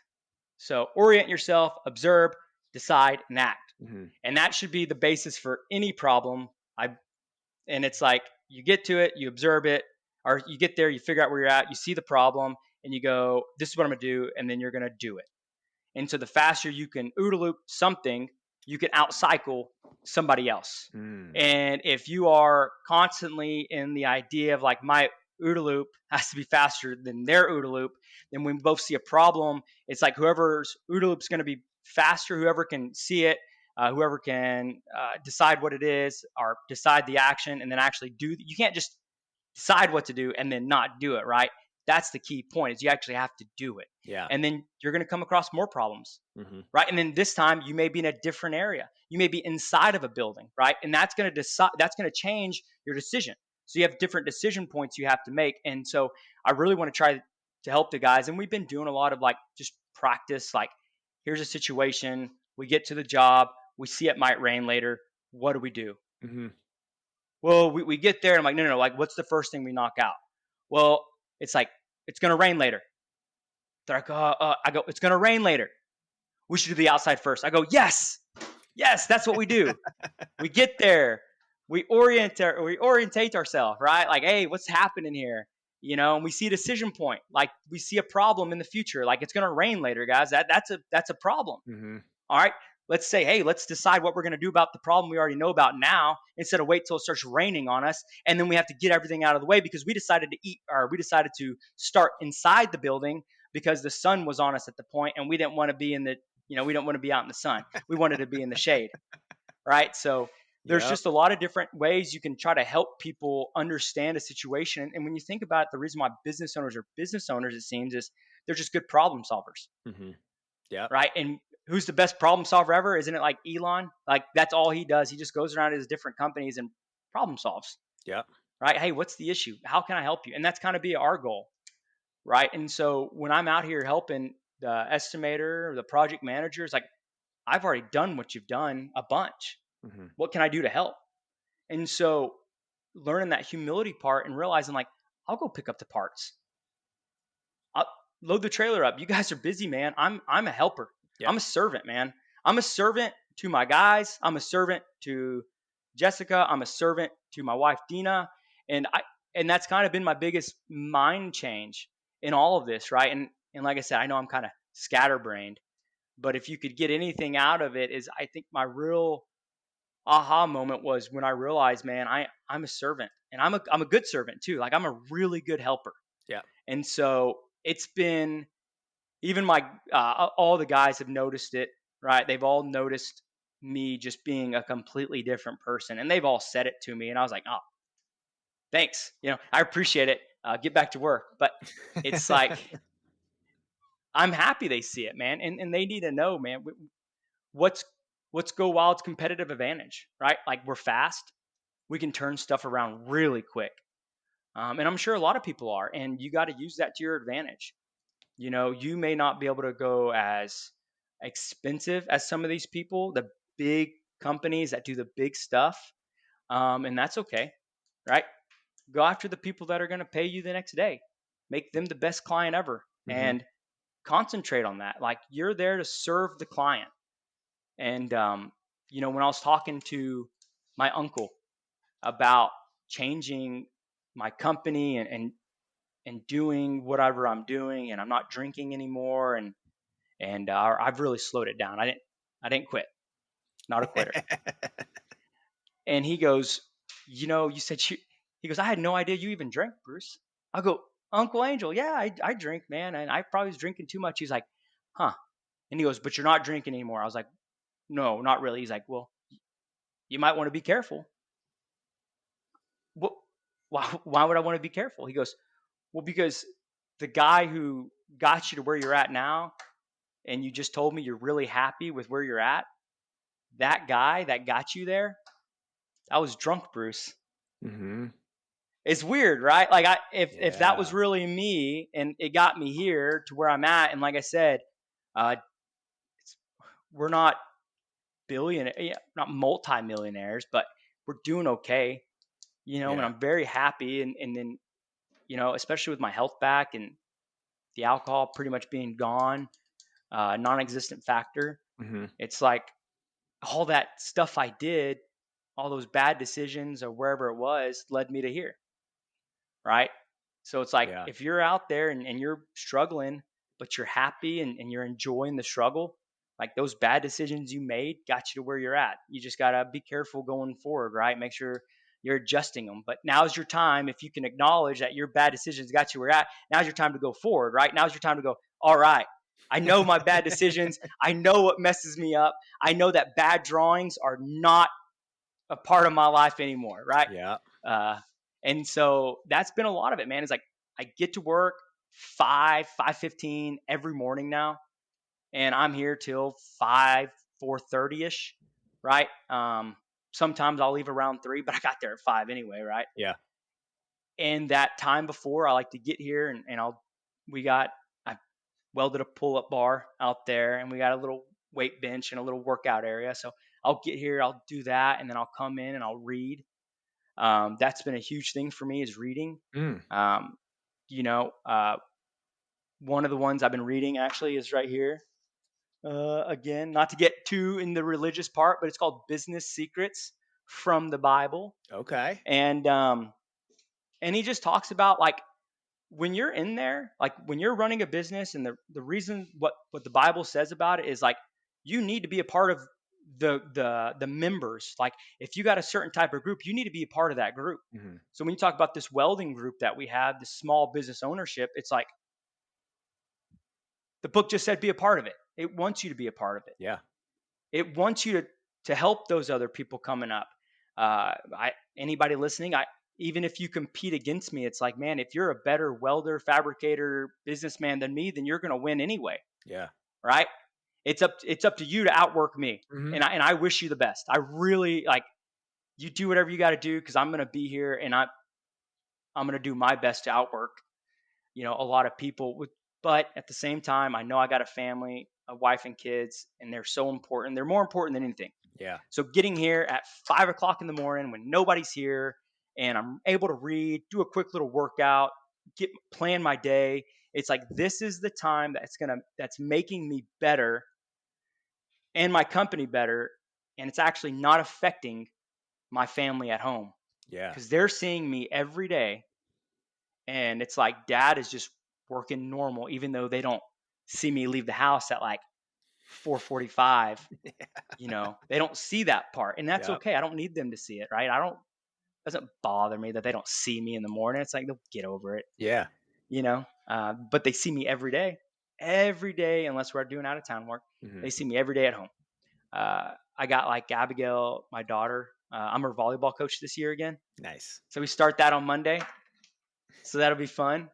But it's only because I get here early, right? Yep. Otherwise, I kind of have like some anxiety about it, Hmm. and I don't have time to plan my day. Or if I leave early to go look at something, even though I'm going out to work, it's like leaving my safe, secure spot of watching the guys all the time. It's a little nerve wracking, Mm. but I know I'm coming right back, Yeah. right? I'm not going out to play golf 4 or 5 hours. I'm looking at a job and I'm hauling ass back. This is my place. And so realizing that has changed a huge amount and, made me a lot happier where I'm at. So, I encourage anybody to do that really. Absolutely, man. What does your work-life balance look like now? Oh, again, it's, it's, uh, You guys do 5 days it's a two, week? no, we're still doing 4 unless we have to do 5. Okay. So it's great for me because I'm already working a long ass day, Yeah. right? So the guys working a long ass day with me, they're here till 5 o'clock, 5:30, 6 o'clock sometimes. But those last couple hours, most of the time, it's cleaning up, it's finishing up, or they're driving back, Hmm. right? So those are the days that I can either leave before them and get back to the office, or I can go home at like 4:30 instead of the 6 o'clock. So those have been really good. But it's every day I'm home. I don't travel for the Marine Corps anymore, right? So I guess it's decent, but I don't assume it's going to stay decent all the time. Yeah. There's a definite understanding between me and my wife and me and my kids that if work is blowing up and that's what we got to do, then that's what we're doing. Hmm. And if my wife and my kids are upset at me because I'm doing this, then I have done something wrong as a father and as a Hmm. husband Yeah. to not properly illustrate that I'm doing something for us and there's no other way to do it except to be there and do it. So if you are struggling with a girlfriend or a wife even and she's like, "You're working too much." It's like red flag, Yeah. red flag because it's not going to get easier, Yeah. right? And so And with us and it's a like lot of times it's not even her, it's probably you. It's probably yeah, you not feeding into them when you're home. You're that's right. preoccupied. You're not. You're tired Yeah, exactly. or drunk. That's a Or thing drunk, too. or drunk. It happens. Oh yeah, yeah. So it does. You're right, man.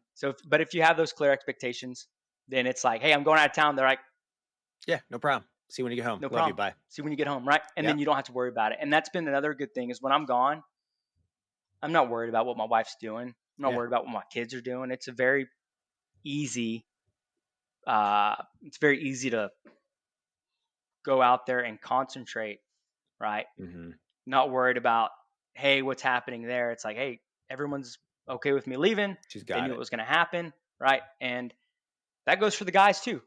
We've had some out of town jobs where it's me and a couple guys, and there's 4 guys back, and they know that it's game time still. There's no really. It's a little bit of slacking off, right? It's Hmm. a little bit, but not Not to outrageous. the point where it doesn't get done. Yeah. Yeah, and so it all gets done, and that's another thing I had to stop doing was trying to figure out every penny of where they're going, Mm. what's happening, more about I'm more results driven now instead of hourly driven. Okay. And I think that's going more towards getting the guys on a salary, right? So Okay. I got a couple people on salary right now, and we're working towards putting everybody on salary. But the problem with salary is you th- some people misunderstand.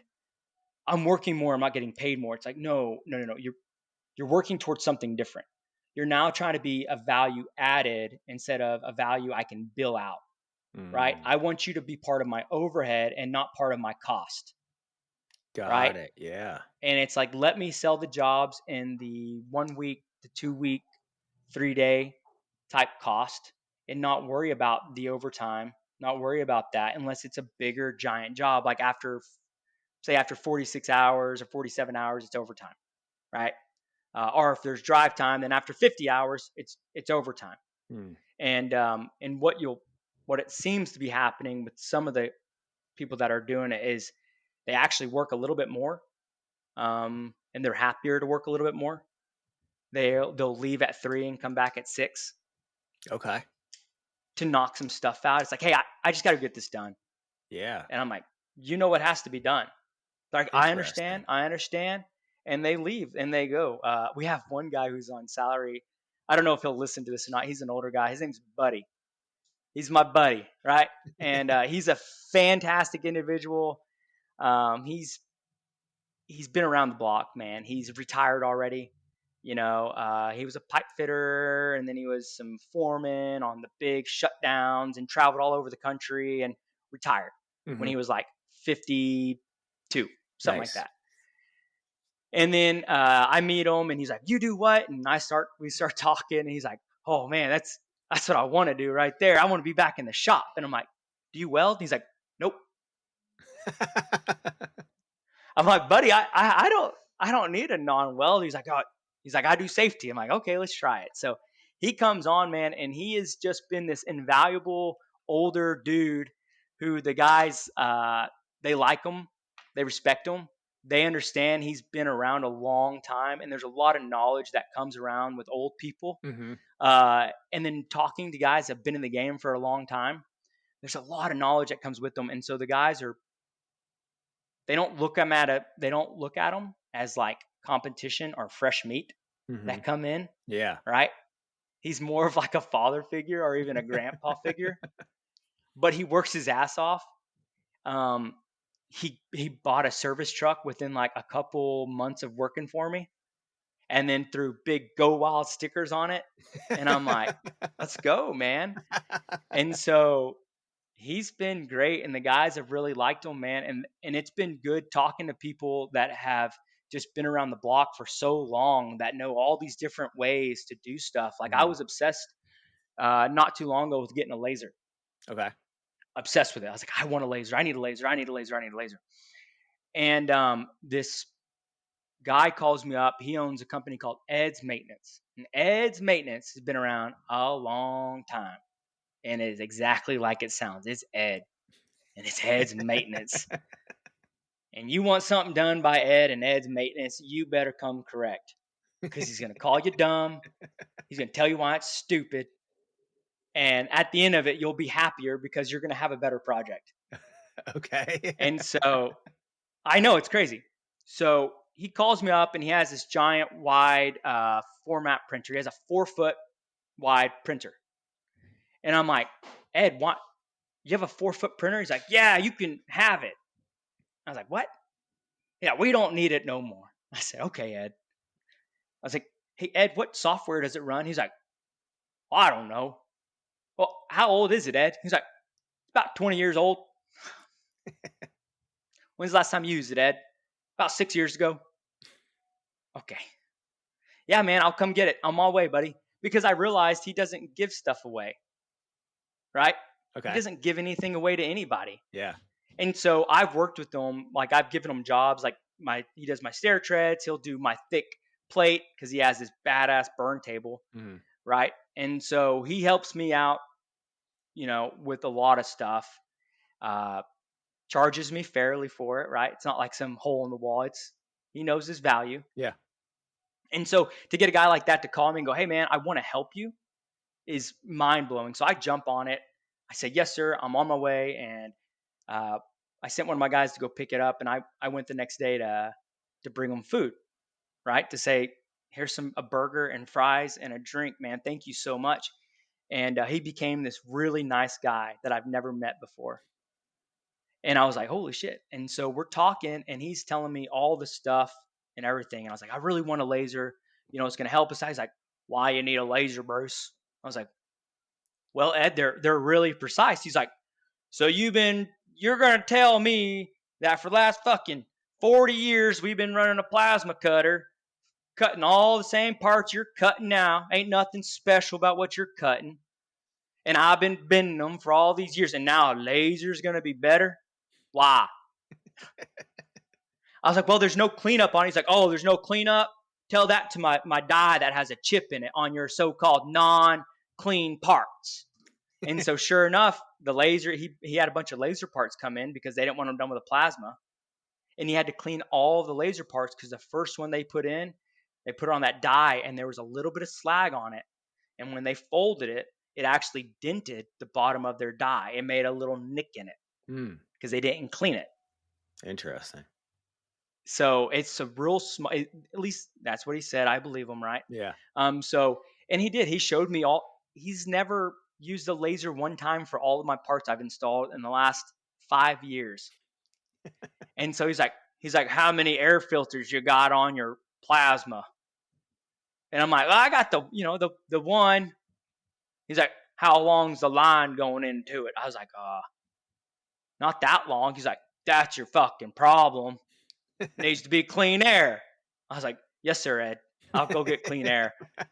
And sure enough, I did, man. I ran all new plumbing. I did it. I did the drop down, back up, drop down, back up. I put a new air filter on it. I changed the other one out, and they're cutting fantastic. It's cutting fantastic. Nice. And so it's like, oh man, I need. And then we started talking about some of the bigger jobs. He's like, "What kind of beam line you got, Bruce?" I'm like, "I don't have a fucking beam line, Ed. Do you know that?" He's like, "I got one. I'll sell you." I was like, "What you got, Ed?" And he brings out this giant tool, right? And it's an air puncher tool. And he goes, "What you do is you get your beam set up on your table, whatever it is, and then you put this in your overhead crane. And it's this giant thing that has it has an air chuck to it, right? Or whatever. And you put it on your overhead crane to carry it, and it's on a spring, and it's a punch. And so you push it up to the beam, you just put it in place, Yeah. and you punch it, and you punch it." And he goes, "We've had that since the 80s. He's like, "Will your mag drill beat that?" And I'm like, "Ed, I don't think my mag drill will beat that, man." And so he's just showing me all these cool things, man. So I forgot how, having older people around, because I'm so like in it on the power fab and everything. And Yeah. I love it. And it's making my life so much easier. And then I think we want to overcomplicate stuff sometimes because it's like the next best thing. So Shiny object. understanding, yeah. And I'm not that guy yet. I don't need it, right? Yeah. It's like, why am I don't have the work to support needing it. I haven't switched my bidding process to run finished stuff that needs a laser. We're still running, knife plates, base plates. Plasma That's table's what we're just running. fine. Yeah, man. We just up that hole size to make sure it stays nice and big for us, right? Yeah. I remember getting my my iron worker and thinking how awesome it would be to have an iron worker that could punch base plates. And then we hardly ever touched the punch on the iron worker because we cut everything in the plasma table now. Yeah. Yeah. And even your, hey, did you open up that file? Did the squares come in correct this time for your stairs? I didn't look at the updated Okay. one. I didn't look. Okay. Yeah. I looked up. I saw the one that we probably. I took the last couple of days off, so No, I haven't seen it since probably last week. Okay. I wanted to make sure it worked for you, but yeah, perfect example of why the plasma cutter is the best tool in my arsenal because it's so versatile. Yeah. And yeah, we can pop holes on I beams on it, and we've done that before too, right? We've done it all on that thing. And for small one-off stuff, it works great. Mhm. And until you get to the point where you're processing the beams to support the beam line, you shouldn't do it, Yep. right? Um, there's a thing for growing into equipment, which that's a strong case, right? Yeah. It's hard to justify growing into some of the beam lines because there's such a huge cost. Yeah. You know, I still haven't seen anybody really taking the XR12 too far on the Mhm. processing side. JD Square, At yeah. least, yeah, at least not on the beam side, the I beam side, Okay. the tube side. It is amazing. I don't know Yeah. if you used it on coping handrails or tubes or anything. I don't have an It XR12. is I just have the Mad 5x10 table by them. I've thought, okay. and it's funny that you bring that up because one of those, it's growing into the equipment is it's all part of a process. First, we Mhm. need to get good drawings. Then we need to start outsourcing the, you know, like, you're doing our drawings now. Well, now you can give me DXF files of a round pipe profile that I can send to somebody who already has a laser tube Yeah, processor. exactly. I don't need to go spend $150,000 on one yet. I need Mm, to make sure that, I need to get to the point where I need it because right now I don't need it. We don't do the volume of work that warrants a $150,000 machine in order to replace yeah, my plasma table that also yeah. does pipe. That's cool, and Mhm. I want to get there, but right now I can't do it. So you know what? Right now we're going to start outsourcing it.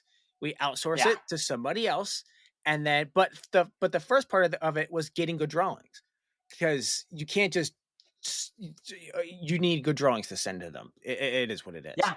So in Because order, they won't do it, right? They yeah, won't even look at your bid. yep, If you can send them like, if you send them the pictures hmm, and the actual drawings, they're like, like "Hey, no. here's what I need." They're like, "Where's our we need this type We of, need the files. file." Yeah, exactly. The fuck Yeah, exactly. you know? I've And like then and also when I had the other detailer, and I had the same issue happen, mhm. and I sent it to a guy that had an XR12, lifesaver. Oh my god, I was gonna hand cope like 300 pieces of pipe, right? And it was all like 3.5 inch pipe. It's, it's gonna be miserable. Yeah. And and I found out about the XR12. I found a guy who actually had it. I sent him all the information. He's like, "Hey man, I need the files." I said, "Okay."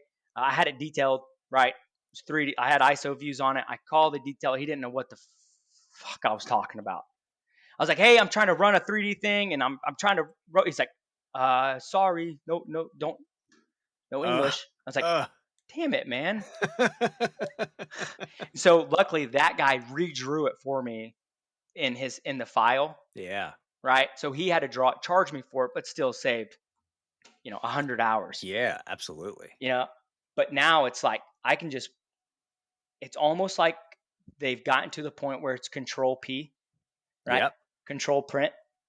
And do you remember seeing those AI platforms with that worked with their a laser and a not a not the Lincoln but another type beam line. Hmm. And what it would do is you had the beam line and then you had the the plasma table or the laser table right next to each other. And when you print from the drawings that I can give out, you print from those drawings, and when you print to that thing, you have someone there operating your laser, but it does like an order of operations. You have a laser, you have your beam line, you have a robotic welder set up, and then you have a paint booth set up at the end that's actually a conveyor belt. And What? there's one guy that's doing it that I seen. I'm not gonna say his name because he's just a big guy out of Colorado because he hasn't posted anything about it. So uh, whatever, he can post whenever he wants, but he bought it. He runs the same programs that I run, and now he's processing through. all of his stuff with just like 4 or 5 guys, and they're doing huge jobs. Wow. And so the laser table is processing your tabs, your base plates, your Hmm. everything, right? It's the arms are picking up the stuff and then dividing it on the outside of the table, labeling it and dividing it, right? And then your other automated beam line is it's connected to the laser so it knows where its parts are. So it sends the beam down the conveyor, it grabs it, it pops the holes right with the plasma, with the 360 plasma on it, and then it notches little squares in the I beam where your knife plates go. Oh, Knife plates go in the square, automatic thing comes up, squares it, and then you have the arm to weld it. that's Sends it awesome. sends it down the line even further to the other booth that has a paint system on a rotation. And so as it rolls through it, it gets painted and sent to the other side.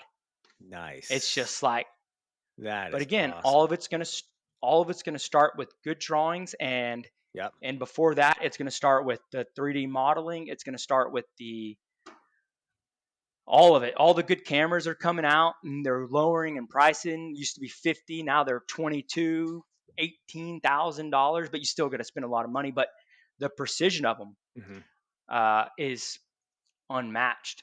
But Yep.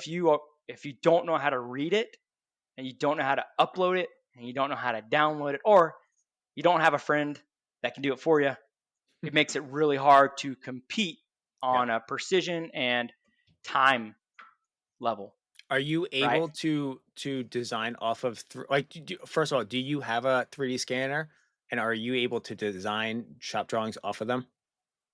Yes, I have the ability to design them. No, I do not have the scanner.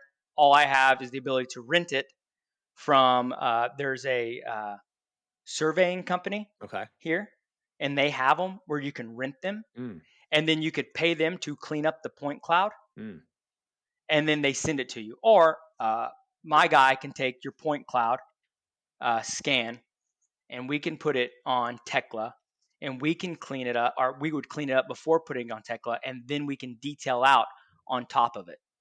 nice. And you can, it is the drawings from it are just unreal on how good they look, man. It is so cool and so just visual that you can understand it. So what we'll do is anytime we're doing like a complicated job, we'll have it up on Trimble Connect. So if the guys need to get into this big 3D model, they can zoom in, they can spin the project around, they can rotate it around, they can double click on one of the pieces and it'll tell you the part number on it.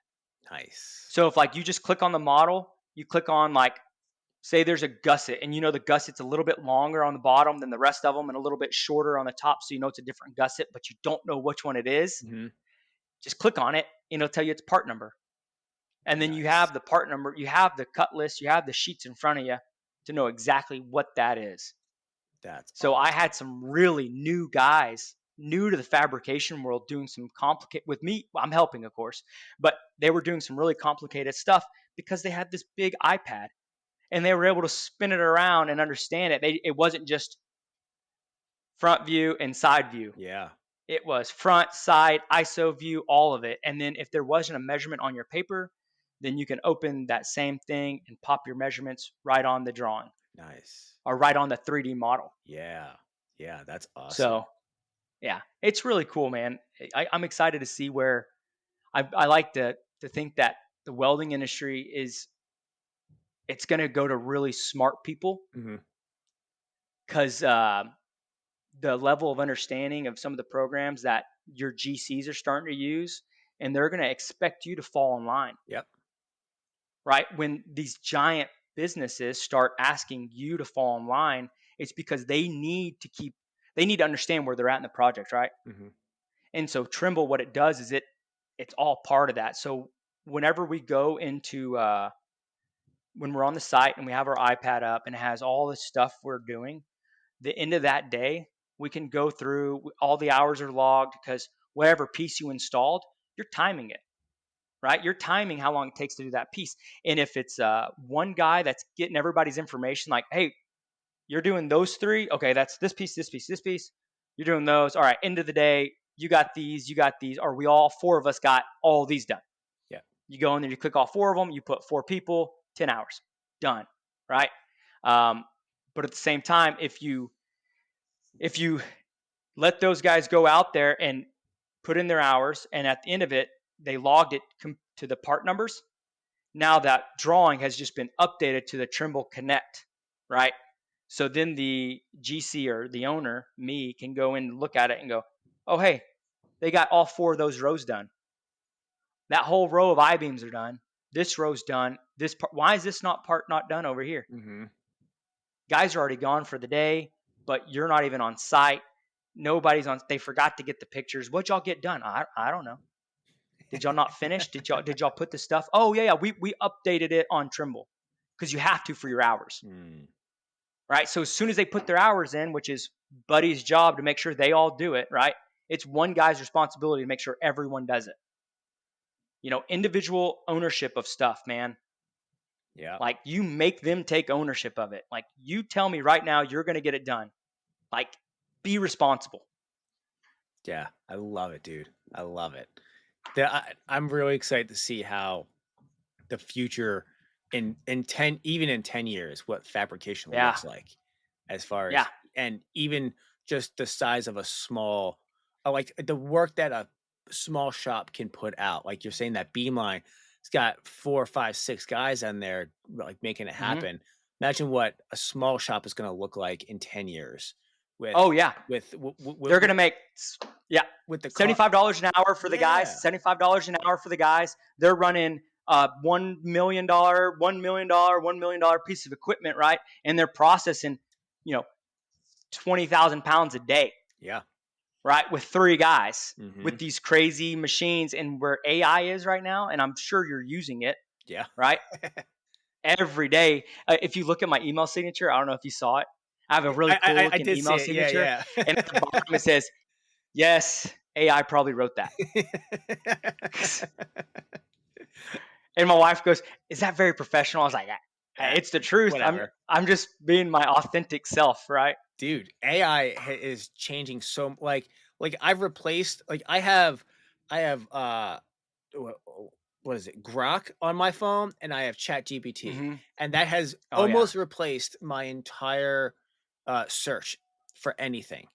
And like I just ask it, and like with OpenAI, dude, like that, the advanced like program that they have where it'll talk back to you. Dude, I have conversations with AI. It is freaking creepy, like really creepy. Like the other day I was sitting on the couch with my wife, and we were talking about, we just bought a bunch of trees to plant, and I just asked it. I'm like, I bought green giant arborvitaes. Can I plant them in a 5-gallon bucket? And it just talks back to you, and it says, yes, you can do that. We would suggest this, and blah blah blah. And I just, like, I asked them, like, how big will they grow in a 5-gallon bucket? Will they outgrow? Can I keep them in there for 4 or 5 years? And it just talks back to you. It is crazy, and it's free. It's free. Like, it's awesome. Are you kidding me? Imagine like the exponential growth of what this is going to have to our industry in 10 years. It's going to be ridiculous. And the thing is, everyone has that advantage, right? Yeah. It's the same. It's what's great is everyone has the ability to just talk to the AI and ask for its advice, right? And that's been a huge part of my kind of resurgence into a lot of stuff. Is like, I got someone I can talk to at all times, and I say someone, right? My wife freaks out because in the very beginning when I started finding these AI things, I'm like, I can just tell them whatever I want, and they'll just kind of listen to me. Yeah. I'm like, that's kind of cool. I like to talk. Yeah. And so my wife was like, are you talking to AI? I'm like, oh, all the time. She says, that's weird. I'm like, hey, AI, how come my wife thinks it's weird that I'm talking to you? And she goes, she goes, and I said, why is Dina fine? She goes, Bruce, I completely understand Dina's feelings. This is new to her, and she may not understand the kind of connection that me and you have made through our conversations. And Dina's like, what? And he's like, Dina, I understand how you feel. Maybe me and you should talk. And Dina goes, I'm not talking to you. And AI goes back and goes, well, that really makes me sad. I'm upset that you won't talk back to me. And I'm just laughing the whole time because I'm like, why don't you upset her? Why did you upset? What is she? She wants to help you, Dina.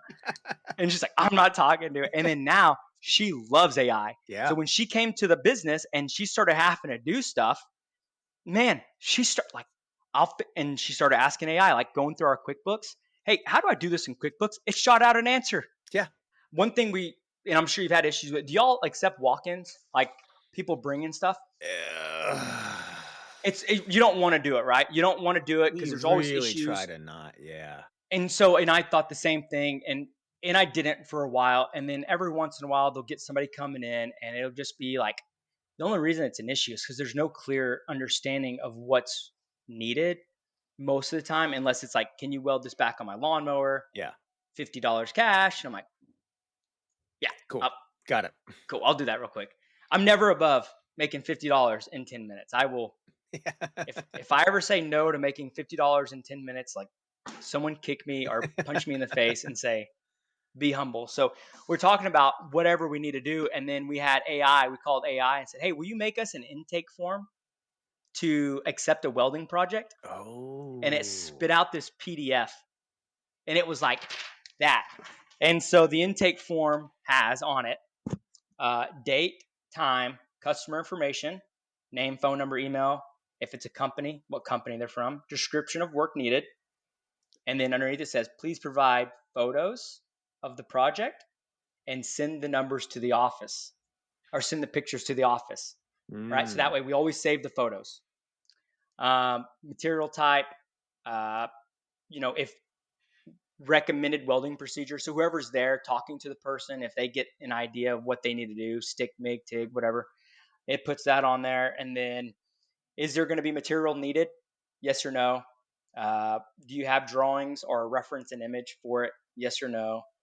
Timeline and understanding of how much it's going to cost, bare minimum, and then a waiver, like we're not responsible for damaged like stuff from being in a welding shop, right? If we break it, then that happens. Yeah. But I had a guy want to sue me one day. He was fucking pissed, man. He brought an aluminum block in. Uh, he brought an aluminum block, badass welding block, for some Mustang or whatever. And he had dropped it off a table and broke a bracket off of it. Ooh. Right. He's like, it's broken, but this is my last chance. And like, can you please help me? I'm like, we're really busy. He's like, oh, please, man. I'm like, okay. And it was only because the guy who called and asked, he was a superintendent's son. So a good superintendent I knew and I liked. His son called. It wasn't even for him, asshole. It was for another guy. Please, please, please. I'm like, yeah, no problem. So we get it. It's done. He brings it, and I'm not there, right? So I didn't hear the conversation, but Chris was, and he said the guy didn't say it. But basically, he brings in this brand new block in a trash bag and a tire, right? Normal, like that's what you see all engines in. A tire and a trash bag. And so he brings it in. The trash bag's open. It wasn't covered up at all. He brings it, plops it on the table. Hey, here's the ear. I need you to build it back up to that same profile, and then we'll sand it down. We'll put the hole in it, all that. Okay, sure. So we get it. We clean it. We sand it down, and then we build it back up, and it's great. It's weight.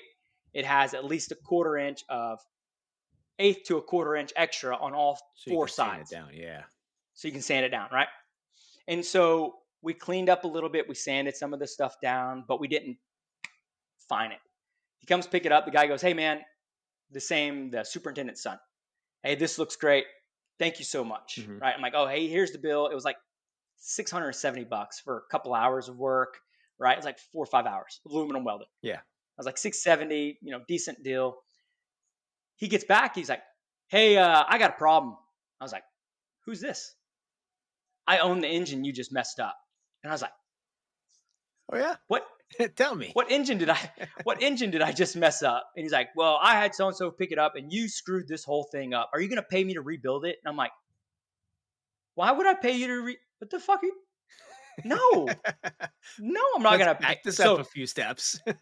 yeah, he's like, so you want me to sue you for it? I'm like, I don't even know what's going on. I don't know who you are. Like, please help me understand. He's like, I had my guy drop off this engine block to you, and you did it, and you messed it up. I go, okay, how did we mess it up? He's like, you got aluminum shavings in the whole thing. And I was like, Yeah. what? Okay. It was It's a aluminum. We block. welded aluminum. It's a block. Like, what do you? Well, now I got to take it all apart and rebuild it. I go, you you saw it. I got a structural steel shop. But there was no there's no clean room here, dude. There's no clean room here. Yeah. No nothing, right? Like, of course it's gonna get shavings in it, right? You brought it to me in a trash bag, and the trash bag was open. Yeah. It's not like you had all the holes taped off perfectly, and you cannot get any metal shaving. We had the trash bag on it, but not like taped off completely because I Yeah. didn't know I was supposed to do that. It was just a It's a unknown, busted engine. Like, right? And so he's like, well, so I'm gonna have to get my lawyer involved and sue you for it. I'm like, for what? For ruining my block. I'm like, you said it was already ruined. yep. He's like, no, you fixed it. Like, And so all I'm right, like, guy. what the hell, man? And so now there's a release form that said we're not responsible for, and it was just the thing that I had no idea I was even gonna be responsible for it, right? Yeah. So AI knocked that thing out like in 2 seconds. Nice. And I was Nice. like, thanks, AI. Save me a nasty phone call down the road. Dude, it will, man. So, and then with planning, like planning your day, like keeping track of your appointments, I use it for everything. Mm. So, if you got any good apps, you let me know. I'll try to use that one too. How do you use it for planning? Okay, so I have Martin, which is a executive assistant Okay. AI, and it's working decently well. So every day it sends me an email at like 6:15. It says, "Good morning, Bruce. Hey, here's some local stories from Fort Worth, and here's your weather for the day. Here's all your emails from certain people that you said to tag." So I have emails are people tagged in my email that when Martin sees it come into my email, he goes, "Oh, Bruce said to tell you when this one's here." So that Mm. way I'm always tracking certain emails. So in case I ever miss it the day before, I always have that next morning. So and so emailed you, please respond. Because that'll happen even if I see the email come in and I don't actually know who or what the issue is. But if the email comes in, I'll forget about it. The next morning, they'll say, don't forget to respond to it. So I'll tell them, hey, I want to have this bid, this bid, this bid done. And each day it'll ask me, like, hey, how far along on this one? How far along on this one? How far along this one? And that's when I go in and update my tracker on all the stuff that we have happening. Okay. And we update it with like, what's the process of each job? What is the in process with each job? So like we have a tracker built for all of our detailing, right? And so in that tracker, we have it to where each part of it is going to be, it's either up for bid or it's bid or it's in process of bidding or or the estimate has been sent, and then there's a follow-up with it. So has this been followed up on after the estimate's been sent? So that's kind of what he does every morning. He'll send me an email with up, stuff to update. So kind of works out for us. That's awesome, man. So I always thought that it was going to be more of like a pain to like use an AI app in order to do my scheduling, and I'm still not fully convinced that it's going to be easier than just going into Google Calendar. But I always like to hear how other It's just people. the reoccurring stuff. Okay, So all the stuff I have that I use them for is the reoccurring stuff. got it. And then whenever I'm on my way from one job to another job, I'll get on there and I'll say, hey, Martin, let's talk about this job. And then I'm just going to have you email me the notes Okay. with key points on it. So we do Meet Geek, which is a AI note taker Hmm. for our meetings. So when we get on a conference call with another company, my AI bot will jump in. It'll record the entire thing and it'll give me bullet points and time stamps. So Interesting. and you can control F something on the thing, and you can pop up where you guys talked about it, and it'll give you a correlation of the time in the video that y'all talked about it, and you can press play and it'll play that part, and it just does Nice. it automatically. It That's is awesome. it is really cool. So when we were learning Tekla, right, and we were learning the program, you get a couple out. They teach you how to use it for a couple hours, right? Meat Geek would go and record the whole thing, and then he'd itemize all the stuff we talked about. So Mm, when we want to go back and look at, hey, how do you create a cut list? How do you do this? How do you do this? You should be able to go back in there, Control F cut list from the conversation. It'll pull up to the points in the conversation you talked about it, and then you can go straight into that video from right there. that's awesome. I love it, Yeah, dude. I'm like, oh my god, these things are amazing, Yeah. man. Yeah. They're gonna make me organized. I love it. I love it, man. Well, we're coming up on almost 2.5 hours here, so I Cool, man. appreciate you taking the time, man. It's been awesome to catch up with you. You got anything else for me that you want to add into this before we wrap it up? No, I appreciate everybody reaching out saying you enjoyed the podcast last time. I hope I come across as who I am, and a guy who just wants to help other people with whatever we're doing. That includes the customers. Um, you know, be a servant, help your guys. You know, they work for you, but technically you don't make any money unless they make you money. So, Awesome, man. but Well, no, that's it, where man. can everybody find you at? So, Go Wild Fab on Instagram. Cool. And then gowildfabrication.com is our regular website. My wife started our TikTok.